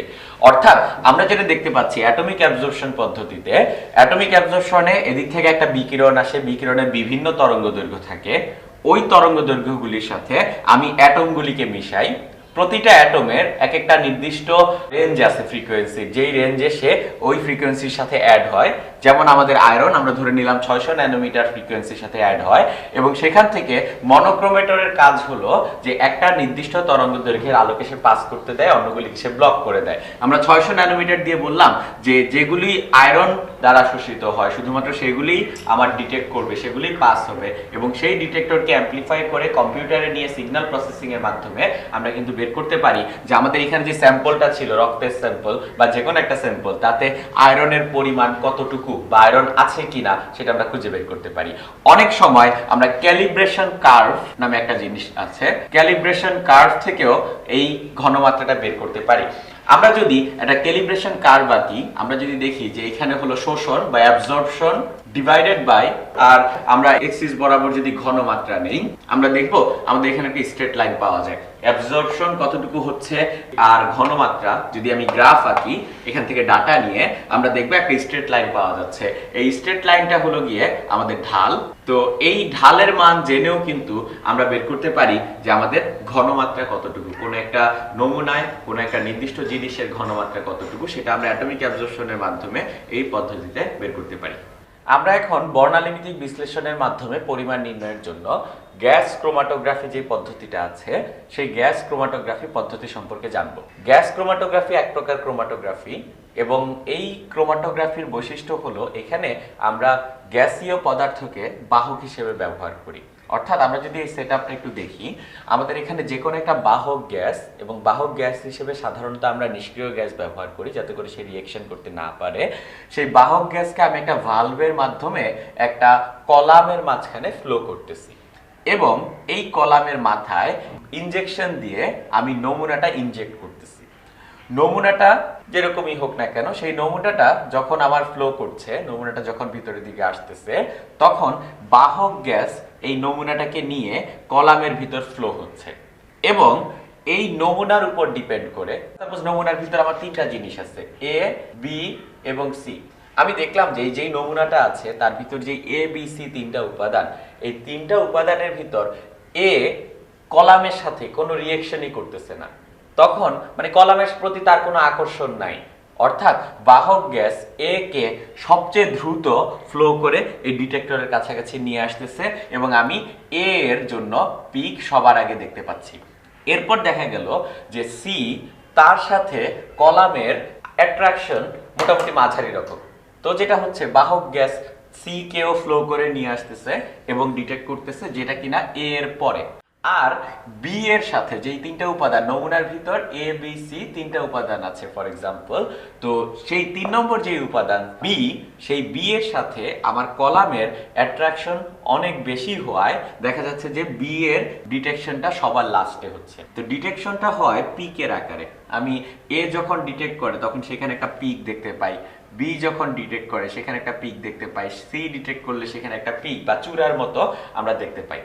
তো আমাদের থিওরিটিক্যালি এই পিক আমার এ এর উপাদান, মানে এ এর জন্য আমি যে পিক পাই সেটা আমার এ এর উপাদান নির্দেশ করে, বি এর জন্য আমি যে পিক পাই সেটা বি এর উপাদান নির্দেশ করে, সি এর জন্য আমি যে চূড়া পাই সেটা আমার সি এর উপাদান নির্দেশ করে। অর্থাৎ আমি প্রসিডিউরটা আরেকবার বলি যে আমাদের একটা বাহক গ্যাস, নিষ্ক্রিয় গ্যাস আমরা ফ্লো করি। বাহক গ্যাসটার কাজ হলো গিয়ে আমাদের নমুনাটাকে কলামের ভিতর দিয়ে ফ্লো করা। আমরা যখন নমুনাটা ইনজেক্ট করি তার ভিতর সাপোজ এ, বি, সি 3 রকম উপাদান আছে। ওই 3 রকম উপাদান 3টা ভিন্ন ভিন্ন ভেলোসিটিতে কলামের ভিতর দিয়ে ফ্লো হয়। কেন? কারণ যেই উপাদান, সাপোজ আমি একটা মাধ্যমের ভিতর দিয়ে যখন ফ্লো হচ্ছি, মাধ্যমের সাথে যদি আমি অ্যাট্রাক্ট হই, মাধ্যম যদি আমাকে অ্যাট্রাক্ট করে তাহলে আমার ভেলোসিটি অনেক কম হবে। কিন্তু মাধ্যম যদি আমাকে অ্যাট্রাক্ট না করে তাহলে আমি আমার নর্মাল ভেলোসিটি দিয়ে ফ্লো হতে পারবো। অর্থাৎ আমরা বলতে চাচ্ছি এখানে 3টা উপাদান এ, বি, সি 3টা উপাদান আলাদা হচ্ছে সময়ের পার্সপেক্টিভে। সময়ের সাথে সাথে এ আগে আমি পাচ্ছি, এরপরে সি পাচ্ছি, এরপরে বি পাচ্ছি, এবং এই গ্রাফ থেকে আমি বলতে পারি আমি এখানে কলাম হিসেবে, এটা হলো গিয়ে আমাদের কলাম, আমি এখানে কলাম হিসেবে যেই পদার্থটা কলামের ভিতরে ব্যবহার করছি সেই পদার্থটার সাথে বি এর আকর্ষণ সবচেয়ে বেশি, এ এর আকর্ষণ সবচেয়ে কম। এখন আমরা একটা ম্যাথমেটিক্যাল কোশ্চেন সলভ করি। আমাদের কোন একটা গ্যাস ক্রোমাটোগ্রাফি থেকে এরকম একটা গ্রাফ আমরা পেলাম, অর্থাৎ কোন একটা নমুনার ভিতর আমাদের দুইটা পদার্থ ছিল এ এবং বি, এবং পিক দেখতে পাচ্ছি আমরা এ এর জন্য আমরা একটা পিক পেলাম, বি এর জন্য আমরা একটা পিক পেলাম। আমাদেরকে বের করতে বললো পার্সেন্টেজ বের করতে, যে এ কয় পার্সেন্ট, বি কয় পার্সেন্ট বের করতে। তো আমরা প্রথমে যে কাজটা করব, এ এর পরিমাণ বের করব। এ এর পরিমাণ হলো গিয়ে তার পিকের ক্ষেত্রফল। পিকের ক্ষেত্রফল কতটুকু, যে ক্ষেত্রফল আমরা যদি বলি ক্ষেত্রফলটা, এটা একটা ত্রিভুজ ধরে আমরা ক্ষেত্রফলটা তুলনা করি। এ ত্রিভুজ যেটা, এই ত্রিভুজটা, এই ত্রিভুজের ক্ষেত্রফল কতটুকু হবে, যে হাফ ইন্টু ভূমি গুণ উচ্চতা। ভূমি হলো গিয়ে 15 থেকে 25 পর্যন্ত, এতটুকু ভূমি, এতটুকু ভূমি হলো গিয়ে 10, আর উচ্চতাও 10। তাহলে আমরা এখান থেকে পাচ্ছি ডেল এ হলো গিয়ে 50। অর্থাৎ এই পিক এ এর জন্য আমি যে চূড়া পাচ্ছি সেই চূড়া একটা ত্রিভুজ টাইপের চূড়া, এবং তার ক্ষেত্রফল হলো গিয়ে 50 বর্গ একক। আর বি এর জন্য আমি যে চূড়া পাবো তার ক্ষেত্রফল, এটাও একটা ত্রিভুজ ধরে আমরা করব। বি এর যে ত্রিভুজটা তার জন্য ক্ষেত্রফল হলো হাফ ইন্টু ভূমি 30 থেকে 50, ভূমি হলো গিয়ে 20 আর উচ্চতা হলো গিয়ে 100, তার মানে হলো গিয়ে 1000। অর্থাৎ আমরা বলতে পারি যে আমাদের এ উপাদানটা যদি 50 থাকে, বি উপাদানটা থাকে গিয়ে 1000। এবং আমি যদি এখন পার্সেন্টেজ বের করতে চাই, আমার পার্সেন্টেজ অফ এ, যে মিশ্রণটাকে আমি গ্যাস ক্রোমাটোগ্রাফি করছি তার পার্সেন্টেজ অফ এ হলো গিয়ে এ এর peak 50 divided by total peak 50 into 1000 into 100। তো এটা ক্যালকুলেট করলে আমি এখান থেকে পাবো আমার নমুনার ভিতর এ এর পার্সেন্টেজ, আর percentage of B that will be B এর peak 1000 divided by total peak 50 plus 1000 into 100 এবং এখান থেকে আমি পাবো বি এর পার্সেন্টেজ। অর্থাৎ আমরা যদি অঙ্কটা আরেকবার বলি যে আমাদের একটা নমুনা ছিল, নমুনার ভিতর এ এবং বি ছিল, সেখান থেকে আমি এই ছবিটা পেলাম, এই ছবিটা আমাকে দেওয়া আছে, আমাকে এখন প্রমাণ করতে হবে বা বের করতে হবে এই নমুনার ভিতর এ এর পার্সেন্টেজ কত, বি এর পার্সেন্টেজ কত। আমরা সবার আগে এ এর পরিমাণ আর বি এর পরিমাণ আপেক্ষিকভাবে তাদের পরিমাণ বের করতে পারি। কিভাবে? তাদের এই যে এ এর জন্য আমি যে চূড়াটা পেলাম সেই চূড়ার ক্ষেত্রফল হলো এ এর পরিমাণ, বি এর জন্য আমি যে চূড়াটা পেলাম সেটা হবে গিয়ে বি এর পরিমাণ। ঠিক একইভাবে আমি এখানে ডেল এ হাফ ইন্টু ভূমি গুণ উচ্চতা, ডেল বি হাফ ইন্টু ভূমি গুণ উচ্চতা বের করে এ এর ক্ষেত্রফল পেলাম 50 আর বি এর ক্ষেত্রফল পেলাম 1000। অর্থাৎ আপেক্ষিকভাবে যদি আমার এ থাকে 50, বি আছে গিয়ে 1000 এবং সেখান থেকে আমি পার্সেন্টেজ বের করলাম যে আমার এ এর পার্সেন্টেজ হলো 50 ডিভাইডেড বাই 50 প্লাস 1000 ইন্টু 100। এটা ক্যালকুলেট করলে আমরা পাবো 50 ডিভাইডেড বাই 1050 ইন্টু 100, এখানে পাবো 1000 ডিভাইডেড বাই 1050 ইন্টু 100% এবং এটাই হলো গিয়ে আমাদের অ্যান্সার। পরিমাণগত রসায়নের সবচেয়ে গুরুত্বপূর্ণ যে সূত্র বিয়ার-ল্যাম্বার্টের সূত্র, আমরা এখন সেই সূত্রটা খেয়াল করব। এই সূত্রটা হলো গিয়ে আলট্রাভায়োলেট ভিজিবল রশ্মি এবং আমাদের শোষণ কতটুকু হচ্ছে এবং সেখান থেকে ঘনমাত্রা বের করার জন্য আমাদের ডাটা। আমরা যদি দেখি যে আমরা এখানে একটা পাত্রের ভিতর সি ঘনমাত্রার যে কোনো একটা দ্রবণ রাখলাম, আমি ওখান থেকে যদি একটা রশ্মি যার তীব্রতা হলো গিয়ে আই নট সেটা নিক্ষেপ করি, এখান থেকে আই তীব্রতার একটা রশ্মি বের হয়ে যাচ্ছে, প্রতিসরিত হচ্ছে, হোয়াট এভার। তো দেখা যায় আই নটের তীব্রতা বেশি, আই এর তীব্রতা কম। অর্থাৎ আমার দ্রবণের ঘনমাত্রার কারণে দ্রবণের ভিতর দিয়ে যখন আমার আলট্রাভায়োলেট রশ্মিটা ফ্লো হলো তখন তার তীব্রতাটা কমে যাচ্ছে এবং তার যে তীব্রতাটা কমছে তার কারণ হলো এখানে শোষণ হচ্ছে, আলট্রাভায়োলেট রশ্মিটা এখানে শোষিত হচ্ছে। তো দেখা যায় এই যে কতটুকু শোষণ হবে, শোষণটাকে আমরা বলি এভাবে যে log I by I naught, এটাকে আমরা বলি কি আমাদের অ্যাবজর্বেন্স বা শোষণ। অ্যাবজর্বেন্স বা শোষণ ইজ ইকুয়ালস টু হলো গিয়ে log I by I naught, অর্থাৎ আই হলো গিয়ে আমার রেজাল্টেন্ট, যেই রেজাল্টেন্ট আলট্রাভায়োলেট রশ্মিটা আমি পাচ্ছি সেটা, আর আই নট হলো গিয়ে আমার ইনসিডেন্ট আলট্রাভায়োলেট রশ্মি।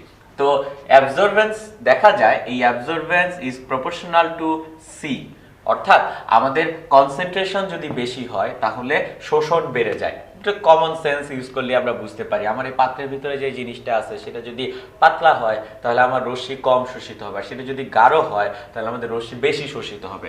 এবং অ্যাবজর্বেন্স ইজ প্রপোর্শনাল টু এল, যেখানে এলটা কি জিনিস, এলটা হলো গিয়ে আমাদের যে শোষণ মাধ্যম তার পুরুত্বটা কতটুকু, তার প্রস্থটা মানে পাত্রের দৈর্ঘ্য বা কতটুকু দৈর্ঘ্য জুড়ে আমার তরল পদার্থটা আছে যার ঘনমাত্রা আমি বের করতে চাই সেটা লেংথ হলো গিয়ে এল।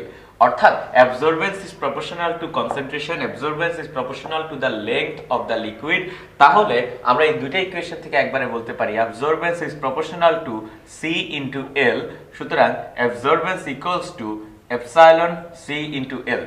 এখানে আমরা যেটা দেখতে পাচ্ছি যে এপসাইলন একটা নতুন কনস্ট্যান্ট এবং এই এপসাইলনকে আমরা বলি যে মোলার এক্সটেনশন গুণাঙ্ক এবং প্রতিটা তরলের জন্য এই এপসাইলনের মান ভিন্ন হয়। আমরা যদি এই A সমান এপসাইলন CL এটা যদি গ্রাফিক্যাল রিপ্রেজেন্টেশন দেখি, আমরা একটা গ্রাফ আঁকলাম যেই গ্রাফের y এক্সিস বরাবর আমরা অ্যাবজর্বেন্স এবং x এক্সিস বরাবর আমরা লেংথ বসালাম। লেংথটা মানে হলো গিয়ে আমাদের এই ডিসটেন্সটাকে বসালাম, তখন আমি দেখব যে আমাদের এখানে একটা মূলবিন্দুগামী সরলরেখা পাওয়া যায়। কেন?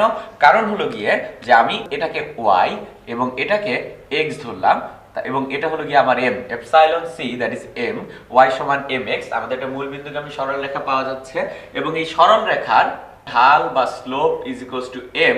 সেই m যদি আমি জানি তাহলে আমি বলতে পারবো m is equals to epsilon into c এবং সেখান থেকে এক্সটেনশন গুণাঙ্ক এপসাইলন যদি আমার জানা থাকে, so I can find the concentration of the solution, অর্থাৎ c সমান হলো গিয়ে আমাদের স্লোপের ভ্যালু ডিভাইডেড বাই এক্সটেনশন গুণাঙ্ক। অর্থাৎ আমরা বিয়ার-ল্যাম্বার্ট সূত্রের মাধ্যমে আলট্রাভায়োলেট রশ্মি ব্যবহার করে তার তীব্রতার ধর্মটাকে ব্যবহার করে একটা তরলের ঘনত্ব বের করতে পারছি অ্যাবজর্বেন্স ক্ষমতার উপর ভিত্তি করে, অর্থাৎ শোষণ ক্ষমতার উপর ভিত্তি করে।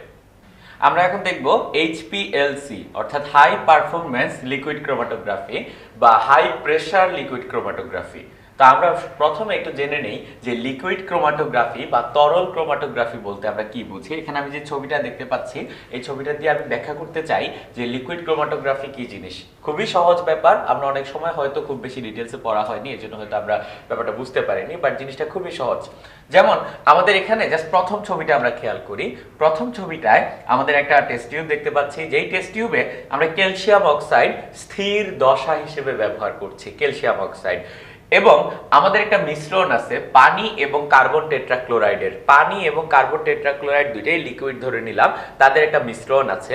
আমরা সেই মিশ্রণটাকে আলাদা করতে চাই, ওই দ্রবণ থেকে উপাদানগুলিকে আমরা পৃথক করতে চাই। তো সেজন্য আমরা এই ক্যালসিয়াম অক্সাইড পূর্ণ পাত্রের ভিতর এই পানি, যেটা কিনা আমি ব্লু কালার দিয়ে দেখতে পাচ্ছি, এবং CCl4 যেটাকে আমি গ্রিন কালার দিয়ে দেখতে পাচ্ছি, দুটোকে আমি ঢেলে দিলাম। প্রথম ছবিতে ঢাললাম শুধু। দ্বিতীয় ছবিতে আমরা দেখলাম কিছুক্ষণ পর ক্যালসিয়াম অক্সাইড তো ক্যালসিয়াম অক্সাইডের জায়গায় ফিক্স আছে, বাট পানি আর কার্বন টেট্রাক্লোরাইডের মাঝখানে একটা ডিফারেন্স তৈরি হয়েছে, অর্থাৎ কার্বন টেট্রাক্লোরাইড এগিয়ে গেছে আর পানি কিন্তু এখনো পিছনে। এর কারণটা হলো ক্যালসিয়াম অক্সাইড আয়নিক এবং পানি পোলার, ফলে তাদের মাঝখানে এক প্রকার ডাইপোল ডাইপোল আকর্ষণ বল কাজ করে। কিন্তু কার্বন টেট্রাক্লোরাইড অপোলার, তার কোনো পোল নাই, সুতরাং সে ক্যালসিয়াম অক্সাইডের প্রতি কোনো রকম আকর্ষণ শো করে না।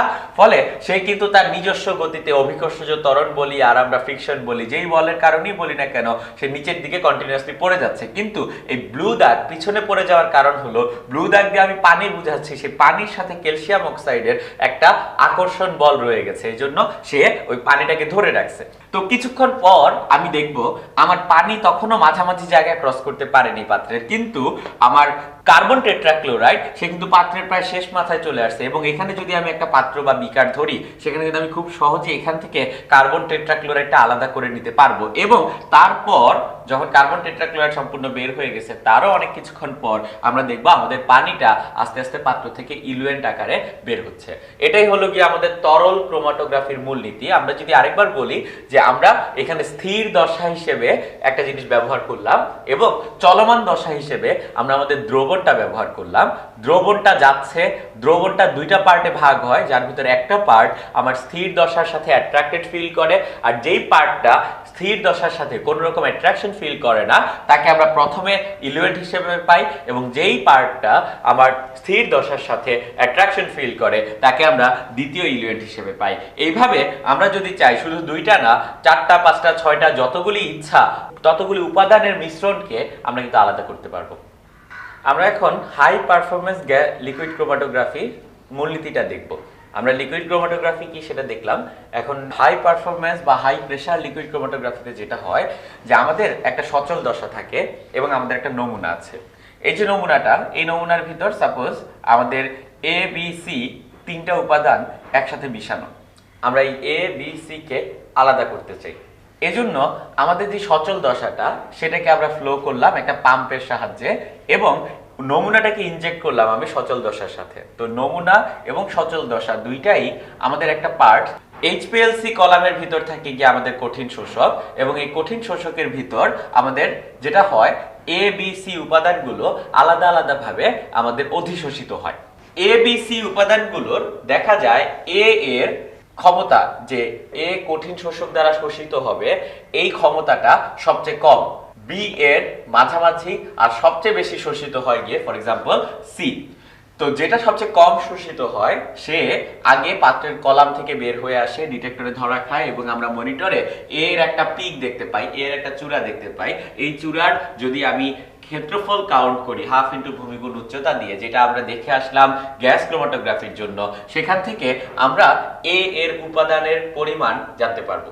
ঠিক একইভাবে আমরা যদি দেখি A বের হয়ে গেল, যেটা কিনা সবচেয়ে বেশি আকর্ষিত হয়, সেটা সবার আগে বের হয়। এরপরে B দ্বিতীয় সবচেয়ে কম আকর্ষিত হয় কঠিন শোষক দ্বারা। কঠিন শোষক সবচেয়ে বেশি শোষণ করে C কে, সবচেয়ে কম শোষণ করে B কে, আমরা ধরে নিচ্ছি। তো B বের হয়, B ডিটেক্টরে ধরা খায়, এবং আমরা মনিটরে B এর জন্য একটা ছবি দেখতে পাই, এবং সবার লাস্টে বের হয় গিয়ে আমাদের C, এবং আমরা মনিটরে C এর জন্য একটা ছবি দেখতে পাই। তো এই মনিটর থেকে আমি বুঝতে পারবো যে আমার এ বি সি তিনটা উপাদান আছে এবং আমি তাদের পরিমাণ ক্যালকুলেট করতে পারবো এবং আমার এক্সট্রা যে পরিত্যক্ত যে সচল দশা সেটা আমার আরেকটা কনিক্যাল ফ্লাক্সে জমা হয়। তো এই প্রসিডিউরটাকে আমরা বলি হাই পারফরম্যান্স বা হাই প্রেসার লিকুইড ক্রোমাটোগ্রাফি। কারণ কি? কারণ এখানে আমরা একটা পাম্প ব্যবহার করছি যেটা আমাদের হাই প্রেসারের জন্য কাজে লাগছে এবং হাই প্রেসার যদি না হয় তাহলে এই কঠিন শোষকের ভিতর দিয়ে আমার এবিসি উপাদানগুলো ফ্লো হয়ে ডিটেক্টরে আসতে পারবে না, কারণ তারা ওই কঠিন শোষকেই আটকে থাকবে। অম্লমিতি ক্ষারমিতি বা জারণ বিজারণের টাইট্রেশন রিলেটেড অঙ্ক করার জন্য আমরা এখন একটা নতুন নিয়ম শিখব, যেই নিয়মটা সাধারণত আমাদের ইন্টারমিডিয়েটে খুব বেশি গুরুত্ব সহকারে পড়ানো হয় না, বাট আমরা যদি নিয়মটা জানি তাহলে কিন্তু খুব সহজেই আমরা আমাদের অনেক বড় বড় অনেক কঠিন অঙ্ক করে ফেলতে পারবো। এবং নিয়মটা কোনো এলিয়েন নিয়ম না, আমরা যদি মোলারিটির কনসেপ্ট জানি সেই মোলারিটির কনসেপ্ট থেকে কিন্তু আমরা নিয়মটা সম্পর্কে ধারণা পাই। তা আমরা নিয়মটা একটু জাস্ট আগে বুঝে নেই যে নিয়মটা কি, তাহলে একটা অঙ্ক করে নিয়মটার তাৎপর্য আমরা বুঝতে পারবো যে নিয়মটা দিয়ে কত সহজে আমরা অঙ্ক করতে পারি। তারপর আমরা আসতেছি বাকি কথাবার্তায়। যে আমাদের নিয়মটাকে আমরা বলি মোল সংখ্যা তুল্য সংখ্যা নিয়ম। মোল সংখ্যা তুল্য সংখ্যা নিয়ম মানে কি? যে আমাদের সামেশন অফ মোল সংখ্যা ইনটু তুল্য সংখ্যা কনস্ট্যান্ট হবে। এটার মিনিং কি? নরমালি ধরো অম্লক্ষার প্রশমন বিক্রিয়া, সেই অম্লক্ষার প্রশমন বিক্রিয়া আমরা দেখবো যে একটা অ্যাসিড আছে একটা ক্ষার আছে, বা অনেকগুলি অ্যাসিড আছে অনেকগুলি ক্ষার আছে, বা একটা অ্যাসিড অনেকগুলি ক্ষার, বা অনেকগুলি অ্যাসিড একটা ক্ষার, অনেক ধরনের কম্বিনেশন থাকতে পারে। তো আমরা ধরে নিলাম একটা অ্যাসিড আছে একটা ক্ষার আছে, ওই অ্যাসিডটার তুল্য সংখ্যা আর মোল সংখ্যার গুণফল সমান হবে আমার ওই ক্ষারটার তুল্য সংখ্যার মোল সংখ্যার গুণফলের। এবং এখান থেকে কিন্তু আমরা অঙ্ক করে ফেলতে পারবো। আমাদের অনেক ডাটা দেওয়া থাকবে, একটা জিনিস দেওয়া থাকবে না, যেটা দেওয়া থাকবে না সেটা আমরা বের করে নিব ওই ফর্মুলাটা দিয়ে। এখন কথা হলো গিয়ে মোল সংখ্যা কিভাবে বের করব। মোল সংখ্যা বের করার সম্পর্কে আমরা ডিটেলসে আলোচনা করে আসছি, বাট আমরা নরমালি অঙ্কে যেটা ব্যবহার করি একটা হলো গিয়ে W/M আর একটা হলো গিয়ে V/S। কখন আমি কোনটা ব্যবহার করব এটা আমার প্রশ্নেই বলা থাকবে। প্রশ্নটা যদি আমরা ভালো মতো পড়ি তাহলে আমি বুঝতে পারবো আমার কি আয়তন এবং ঘনমাত্রা নিয়ে কাজ করা লাগবে নাকি আমার শুধুমাত্র ভর নিয়ে কাজ করা লাগবে। যদি আমার শুধু ভর নিয়ে কাজ করা লাগে তখন আমি W/M দিয়ে মোল সংখ্যা বসাবো, আর যদি আমার আয়তন এবং ঘনমাত্রা অর্থাৎ দ্রবণ নিয়ে কাজ করা লাগে তখন আমি মোল সংখ্যা বসাবো V/S ফর্মুলা দিয়ে। আর তুল্য সংখ্যা এটা খুবই সহজ, এটা নিয়ে আমরা আলোচনা করে আসছি। ধাতু বা অধাতুর জন্য তুল্য সংখ্যা হলো গিয়ে তাদের যোজনী। ফর এক্সাম্পল আমি বললাম ম্যাগনেসিয়াম যখন বিক্রিয়া করে তখন তার তুল্য সংখ্যা কত? অ্যান্সার হলো 2, কারণ তার যোজনী 2। সোডিয়ামের তুল্য সংখ্যা কত? 1, কারণ তার যোজনী 1। জারক বিজারকের জন্য জারক ইলেকট্রন গ্রহণ করে, বিজারক ইলেকট্রন ছেড়ে দেয়, এবং তারা 1 মোল থেকে কতগুলি ইলেকট্রন গ্রহণ করে কতগুলি ইলেকট্রন ছেড়ে দেয় সেই সংখ্যাকে আমরা বলি গিয়ে জারক বা বিজারকের তুল্য সংখ্যা। আর অ্যাসিড বা ক্ষারের জন্য তুল্য সংখ্যা হলো তাদের হাইড্রোজেন বা OH সংখ্যা, বা প্রতিস্থাপিত হাইড্রোজেন বা প্রতিস্থাপিত OH সংখ্যা। আমরা যদি এখন একটা অঙ্ক খেয়াল করি তাহলে আমরা এই সূত্রটা আরো ভালো মতো বুঝতে পারবো। আমাদের এখানে বলছে 4 গ্রাম সালফিউরিক অ্যাসিডকে প্রশমিত করতে 200 মিলিলিটার কত মোলার সোডিয়াম হাইড্রোক্সাইড লাগবে। তো চিন্তা করি যে প্রশ্নে কি আছে, প্রশ্নে একটা অ্যাসিড আছে, সালফিউরিক অ্যাসিড আছে, একটা ক্ষার আছে। তো আমার অ্যাসিড একটা পার্টি, ক্ষার আর একটা পার্টি। আমার অ্যাসিডের পার্টির তুল্য সংখ্যার মোল সংখ্যার গুণফল এবং ক্ষারের পার্টির তুল্য সংখ্যার মোল সংখ্যার গুণফল সমান হবে। অর্থাৎ আমাদের অ্যাসিড হলো গিয়ে সালফিউরিক অ্যাসিড, সালফিউরিক অ্যাসিডের তুল্য সংখ্যা কত? তার হাইড্রোজেন 2টা, সালফিউরিক অ্যাসিডের তুল্য সংখ্যা 2 ইনটু তার মোল সংখ্যা সমান হবে সোডিয়াম হাইড্রোক্সাইডের তুল্য সংখ্যা সেটা কিনা 1 ইনটু তার মোল সংখ্যা। এখন মোল সংখ্যাটা আমি কোন সূত্র দিয়ে বের করব? W/M নাকি V/S? এটা আমার প্রশ্ন থেকে বের করা লাগবে। কিভাবে? সালফিউরিক অ্যাসিডের প্রশ্নে কি দেয়া আছে আমি যদি খেয়াল করি, বলা আছে 4 গ্রাম সালফিউরিক অ্যাসিড, অর্থাৎ সালফিউরিক অ্যাসিডের ভর দেয়া আছে এবং আমার সালফিউরিক অ্যাসিডের মোল সংখ্যা বের করা লাগবে। তার মানে আমি এখানে মোল সংখ্যা বের করব W/M দিয়ে, অর্থাৎ আমি লিখব 4 ডিভাইডেড বাই সালফিউরিক অ্যাসিডের আণবিক ভর 98, W/M তুল্য সংখ্যা ইনটু মোল সংখ্যা সালফিউরিক অ্যাসিডের সমান তুল্য সংখ্যা ইনটু মোল সংখ্যা সোডিয়াম হাইড্রোক্সাইডের। বাট সোডিয়াম হাইড্রোক্সাইডের মোল সংখ্যা আমি কত লিখব?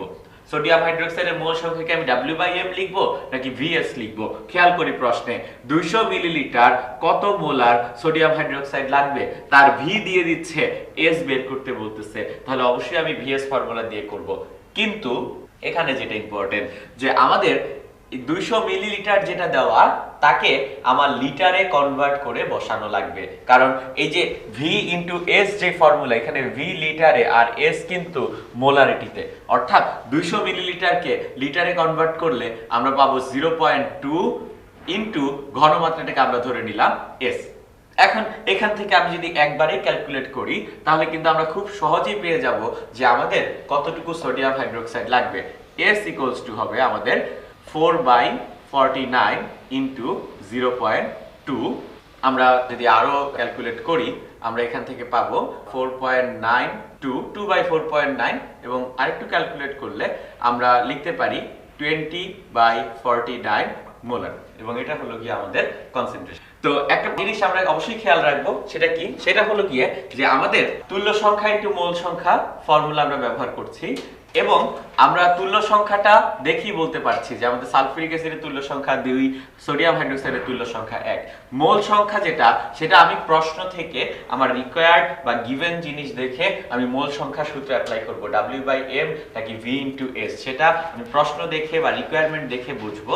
এবং আমি যখন VS ফর্মুলা ব্যবহার করব তখন আমার ভিটা কিন্তু অবশ্যই লিটারে বসানো লাগবে। আমার প্রশ্নে যদিও মিলিলিটারে দেওয়া থাকুক, সেটাকে অবশ্যই আমার লিটারে কনভার্ট করে দেন আমরা বসাবো, এবং সেখান থেকে আমরা ঘনমাত্রা সরাসরি মোলারিটি এককে পেয়ে যাব। আমরা এখন অম্লমিতি ক্ষারমিতির আরেকটি প্রবলেম খেয়াল করব, যে প্রবলেমটা আমরা আমাদের মোল সংখ্যা তুল্য সংখ্যা সূত্র দিয়ে এখন সলভ করব। তো আমাদের প্রবলেমটা এরকম যে 250 মিলিলিটার সোডিয়াম কার্বনেট দ্রবণে 200 মিলিলিটার 0.1 মোলার HCl যোগ করা হয়, কিন্তু তখনও প্রশমিত হয় না। সম্পূর্ণ প্রশমনের জন্য আরো 200 মিলিলিটার 0.4 মোলার সালফিউরিক অ্যাসিড যোগ করা হয়।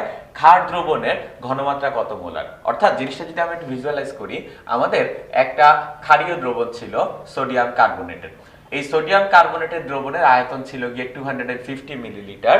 সেটার ভিতর আমি প্রথমে যোগ করলাম HCl, প্রশ্নে যার আয়তন এবং ঘনমাত্রা দেয়া আছে, কিন্তু তখন আমার এই সোডিয়াম কার্বনেট প্রশমিত হয়নি। এরপর আমি আবার যোগ করলাম সালফিউরিক অ্যাসিড, তখন গিয়ে আমার দ্রবণটা প্রশমিত হলো, মানে কোনো অ্যাসিড নেই, কোনো ক্ষার নেই।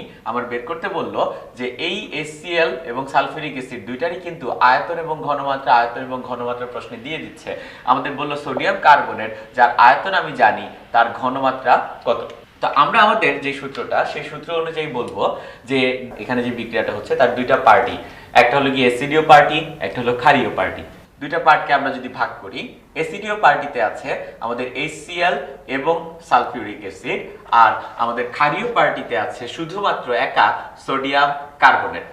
অর্থাৎ আমাদের HCl এর তুল্য সংখ্যা এবং মোল সংখ্যার গুণফল এবং সালফিউরিক অ্যাসিডের তুল্য সংখ্যা এবং মোল সংখ্যার গুণফলের সমষ্টি হবে গিয়ে আমাদের সোডিয়াম কার্বনেটের তুল্য সংখ্যা এবং মোল সংখ্যার গুণফলের সমান। এটাই আমাদের সূত্র, যে মোল সংখ্যা এবং তুল্য সংখ্যার গুণফল এর সমষ্টি সমান হবে দুই পাশে। অর্থাৎ আমাদের সূত্রটা এরকম হবে যে NaCl ইন্টু EHCl, অর্থাৎ হাইড্রোক্লোরিক অ্যাসিডের মোল সংখ্যা ইন্টু তুল্য সংখ্যা plus NH2SO4 into EH2SO4 equals to হবে গিয়ে N sodium carbonate into E sodium carbonate. এটা হবে গিয়ে আমাদের অঙ্কটা করার জন্য সূত্র।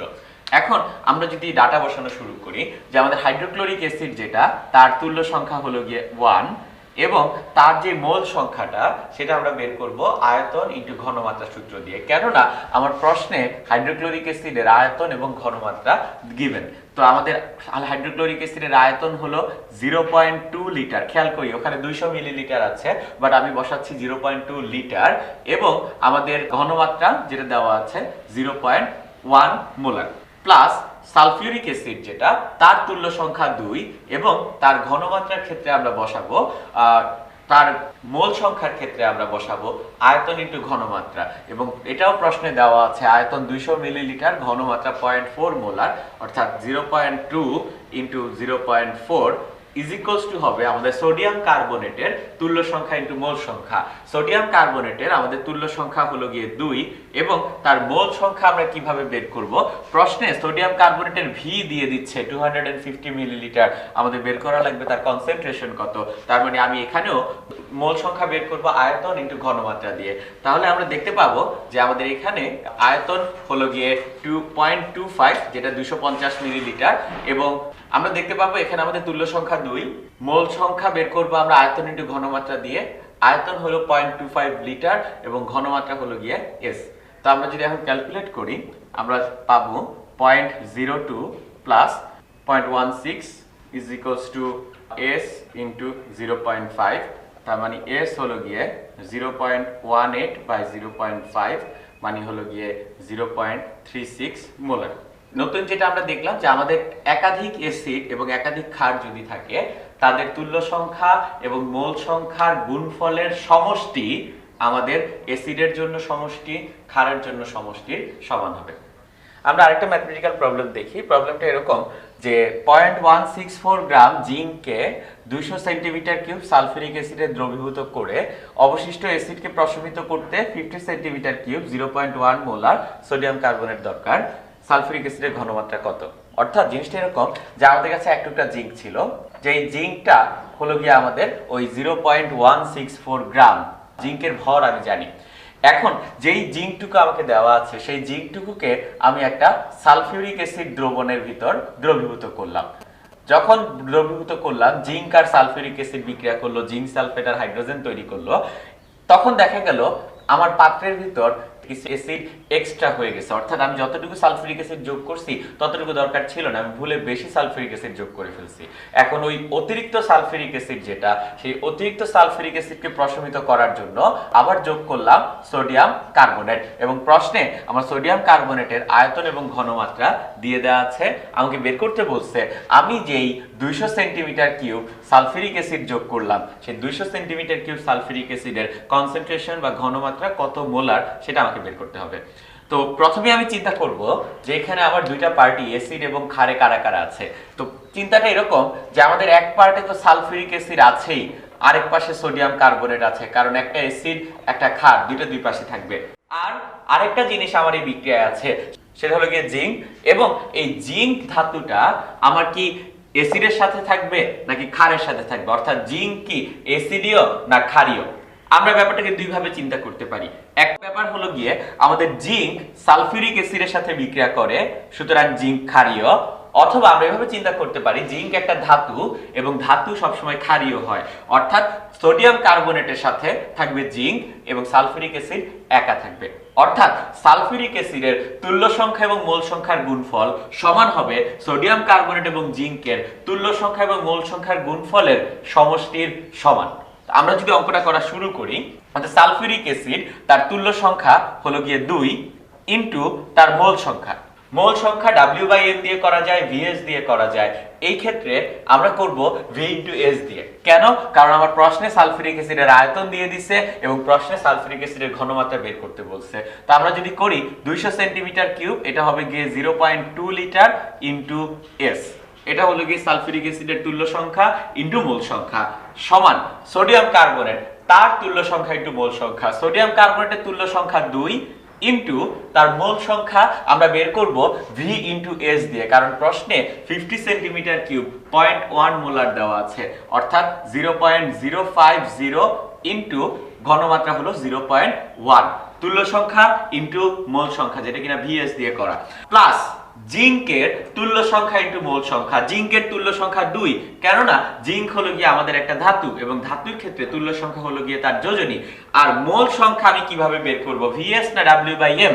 আমার প্রশ্নে জিঙ্কের ভর দেয়া আছে, জিঙ্ক হলো 0.164 গ্রাম, সুতরাং আমি এখানে জিঙ্কের W/M ফর্মুলা দিয়ে মোল সংখ্যা বসাবো 0.164 বাই জিঙ্কের আণবিক ভর, দ্যাট ইজ 65.3।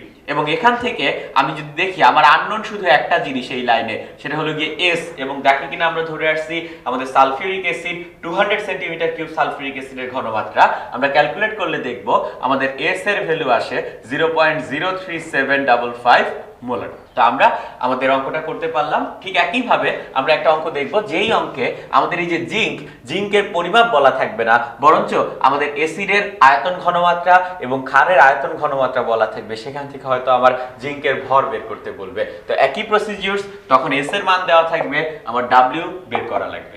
আমরা আরেকটা ম্যাথমেটিক্যাল প্রবলেম খেয়াল করি যে আমাদের প্রশ্নটা এরকম 2.7 গ্রাম এক অম্লীয় ক্ষারকে প্রশমিত করতে 67.5 সেন্টিমিটার কিউব মোলার HCl দরকার।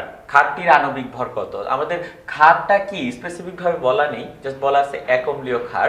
এবং যেহেতু এক অম্লীয় ক্ষার, এই কথাটা থেকে আমি বুঝতে পারি যে আমাদের ক্ষারের ভিতর OH মূলক আছে একটা। এটা সোডিয়াম হাইড্রোক্সাইড হতে পারে, পটাশিয়াম হাইড্রোক্সাইড হতে পারে। তো আমরা ধরে নিই এটা হলো গিয়ে আমাদের MOH, মানে এমন একটা ক্ষার তার OH হলো গিয়ে একটা।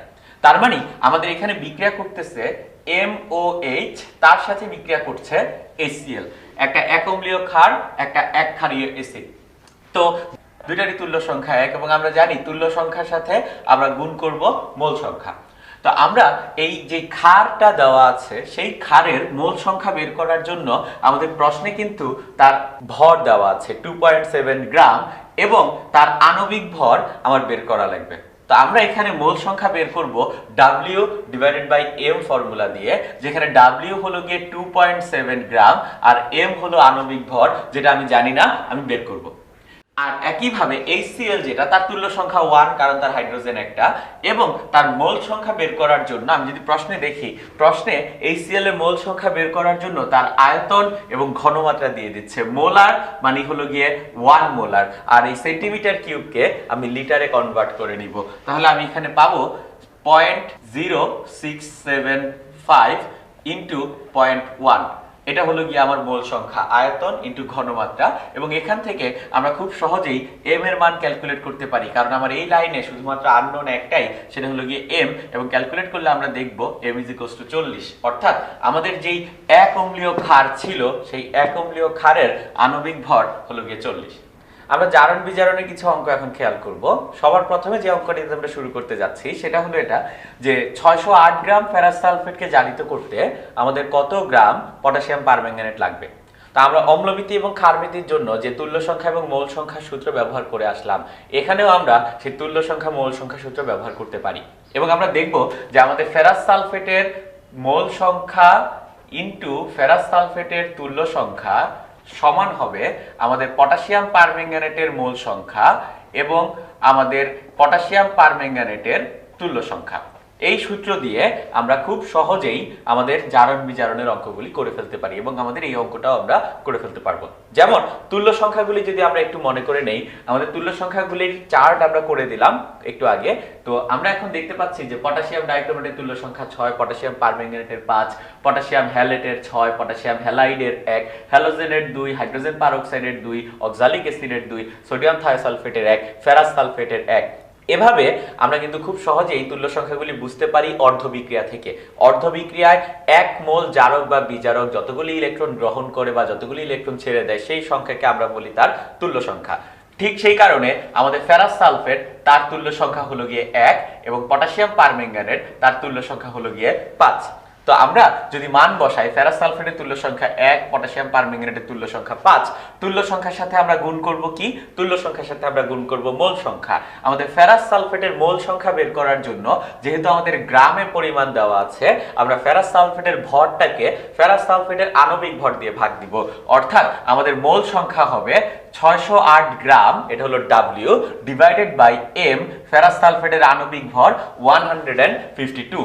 এটা হলো কি আমাদের ফেরাস সালফেটের তুল্য সংখ্যা ইনটু মোল সংখ্যা, সমান হবে পটাশিয়াম পারম্যাঙ্গানেটের তুল্য সংখ্যা ইনটু পটাশিয়াম পারম্যাঙ্গানেটের মোল সংখ্যা। এবং যেহেতু আমার পটাশিয়াম পারম্যাঙ্গানেটের ক্ষেত্রে আমাদের বের করতে বললো কত গ্রাম পটাশিয়াম পারম্যাঙ্গানেট বের করা লাগবে, কত গ্রাম পটাশিয়াম পারম্যাঙ্গানেট দরকার হবে, তাই আমরা এখানে লিখব W/M, এবং পটাশিয়াম পারম্যাঙ্গানেটের জন্য আমাদের আণবিক ভর 154, পটাশিয়ামের যদি 39, ম্যাঙ্গানিজের 52, এবং অক্সিজেনের যদি 16, 4 16 64 ধরি, সেখান থেকে আসবে আমাদের 154। তো আমরা যদি এখান থেকে W বের করি, W উইল বি আমাদের 154 ইনটু 4 ডিভাইডেড বাই 5, এবং আমরা এখান থেকে পাবো গিয়ে এত গ্রাম। এটা হলো গিয়ে আমাদের প্রথম অঙ্ক। আমরা একটু জাস্ট চেঞ্জ করেই কিন্তু এখান থেকে আরেকটা অঙ্ক খেয়াল করতে পারি। কিরকম, যে আমাদের সাপোজ কত গ্রাম পটাশিয়াম পারম্যাঙ্গানেট দরকার এটা না বলে আরেকটা অঙ্ক দেখতে পারি, 608 গ্রাম ফেরাস সালফেটকে জারিত করে 100 মিলিলিটার কত মোলার পটাশিয়াম পারম্যাঙ্গানেট দরকার। অর্থাৎ আমাদের জাস্ট অঙ্কটা একটু চেঞ্জ করে যদি এরকম হয় তখন আমরা কি করব, আমরা প্রথমে তুল্য সংখ্যা মোল সংখ্যা দুইটা সমান ধরবো। ফেরাস সালফেটের তুল্য সংখ্যা 1, পটাশিয়াম পারম্যাঙ্গানেটের তুল্য সংখ্যা 5। ফেরাস সালফেটের তুল্য সংখ্যার সাথে আমরা গুণ করব ফেরাস সালফেটের মোল সংখ্যা, এবং ফেরাস সালফেটের মোল সংখ্যা যেহেতু 608 গ্রাম দেওয়া আছে, এটা হবে 608 gram divided by 152, W by M দিয়ে আমরা বের করব। আর পটাশিয়াম পারম্যাঙ্গানেট তার তুল্য সংখ্যা 5 আর তার মোল সংখ্যা যেটা, সেই মোল সংখ্যা আমরা এখন বের করব V ইনটু S দিয়ে, কারণ আমাদের প্রশ্নে V দেওয়া আছে এবং S এর মান বের করতে বলছে 0.1 ইনটু S। তাহলে এখান থেকে আমরা S ইকুয়ালস টু পাবো 4 ডিভাইডেড বাই 0.5 অর্থাৎ 8 মোলার। জারণ বিজারণের আরেকটা অঙ্ক আমরা দেখব। অঙ্কটা এরকম যে 1.2 গ্রাম সোডিয়াম ক্লোরাইড হতে ক্লোরিন বিমুক্ত করতে কত আয়তন 0.067 মোলার পটাশিয়াম পারম্যাঙ্গানেট লাগে, এবং আরেকটা প্রশ্ন অ্যাড করে দেওয়া হচ্ছে এখানে কত গ্রাম ক্লোরিন বিমুক্ত হবে। তো আমরা যদি বিক্রিয়াটা চিন্তা করি, বিক্রিয়াটা অ্যাকচুয়ালি কি হচ্ছে, সোডিয়াম ক্লোরাইড আর পটাশিয়াম পারম্যাঙ্গানেট তারা বিক্রিয়া করছে এবং সেখান থেকে ক্লোরিন বিমুক্ত হচ্ছে, আরো অনেক কিছু হয়তো তৈরি হচ্ছে, সেগুলো আমাদের দেখার খুব বেশি দরকার হচ্ছে না। তো আমরা প্রথমে চিন্তা করব যে সোডিয়াম ক্লোরাইড আর পটাশিয়াম পারম্যাঙ্গানেট বিক্রিয়া করছে, অর্থাৎ সোডিয়াম ক্লোরাইডের তুল্য সংখ্যা ইনটু মোল সংখ্যা সমান হবে পটাশিয়াম পারম্যাঙ্গানেটের তুল্য সংখ্যা ইনটু মোল সংখ্যা, এবং ক্লোরাইড এক প্রকার হ্যালাইড, এই হ্যালাইডের তুল্য সংখ্যা 1 এবং পটাশিয়াম পারম্যাঙ্গানেট তার তুল্য সংখ্যা 5। তুল্য সংখ্যার সাথে আমরা গুণ করব মোল সংখ্যা। সোডিয়াম ক্লোরাইডের প্রশ্নে 1.2 গ্রাম দেওয়া আছে, সুতরাং আমি এখানে মোল সংখ্যা বের করব W মানে হলো 1.2 ডিভাইডেড বাই আণবিক ভর, যেটা কিনা হলো গিয়ে সোডিয়াম ক্লোরাইডের জন্য সোডিয়ামের 23 আর ক্লোরিনের 35.5, এটা হলো গিয়ে 58.5। এটা হলো গিয়ে আমাদের সোডিয়াম ক্লোরাইডের তুল্য সংখ্যা ইনটু মোল সংখ্যা সমান পটাশিয়াম পারম্যাঙ্গানেটের তুল্য সংখ্যা 5 আর তার মোল সংখ্যা বের করব, যেহেতু তার আয়তন বের করা লাগবে V ইনটু S দিয়ে। V লিটারে আয়তন ইনটু S হলো গিয়ে 0.067, এবং এখান থেকে যদি আমি ক্যালকুলেট করি আমি এখান থেকে VL বের করতে পারবো 0.051 লিটার, অর্থাৎ আমরা বলতে পারি এটা হলো গিয়ে 51 সেন্টিমিটার কিউব বা 51 মিলিলিটার। অর্থাৎ আমরা খুব সহজেই বের করতে পারলাম যে আমাদের এই সোডিয়াম ক্লোরাইডের সাথে কতটুকু পটাশিয়াম পারম্যাঙ্গানেট বিক্রিয়া করবে, কত আয়তন পটাশিয়াম পারম্যাঙ্গানেট বিক্রিয়া করবে। এখন আমাদের পরের প্রশ্নটায় আসা যাক। আমাদের পরের প্রশ্নটা হলো কত গ্রাম ক্লোরিন বিমুক্ত হবে। তো আমাদের অ্যাকচুয়ালি এই যে বাইরে যে ক্লোরিনটা বিমুক্ত হচ্ছে সেটার সাথে অঙ্ক করা লাগবে। আমি এখন চিন্তা করব আমার সোডিয়াম ক্লোরাইড বিক্রিয়া করছে কার সাথে, ক্লোরিনের সাথে, এবং এদের দুইজনের ক্ষেত্রে আমি এখন তুল্য সংখ্যা মোল সংখ্যা সোডিয়াম ক্লোরাইডের আমি ধরবো তুল্য সংখ্যা মোল সংখ্যা ক্লোরিনের সমান হবে, এবং সেখান থেকে কিন্তু আমরা এই যে ক্লোরিন তার W বা তার ভর বের করতে পারবো।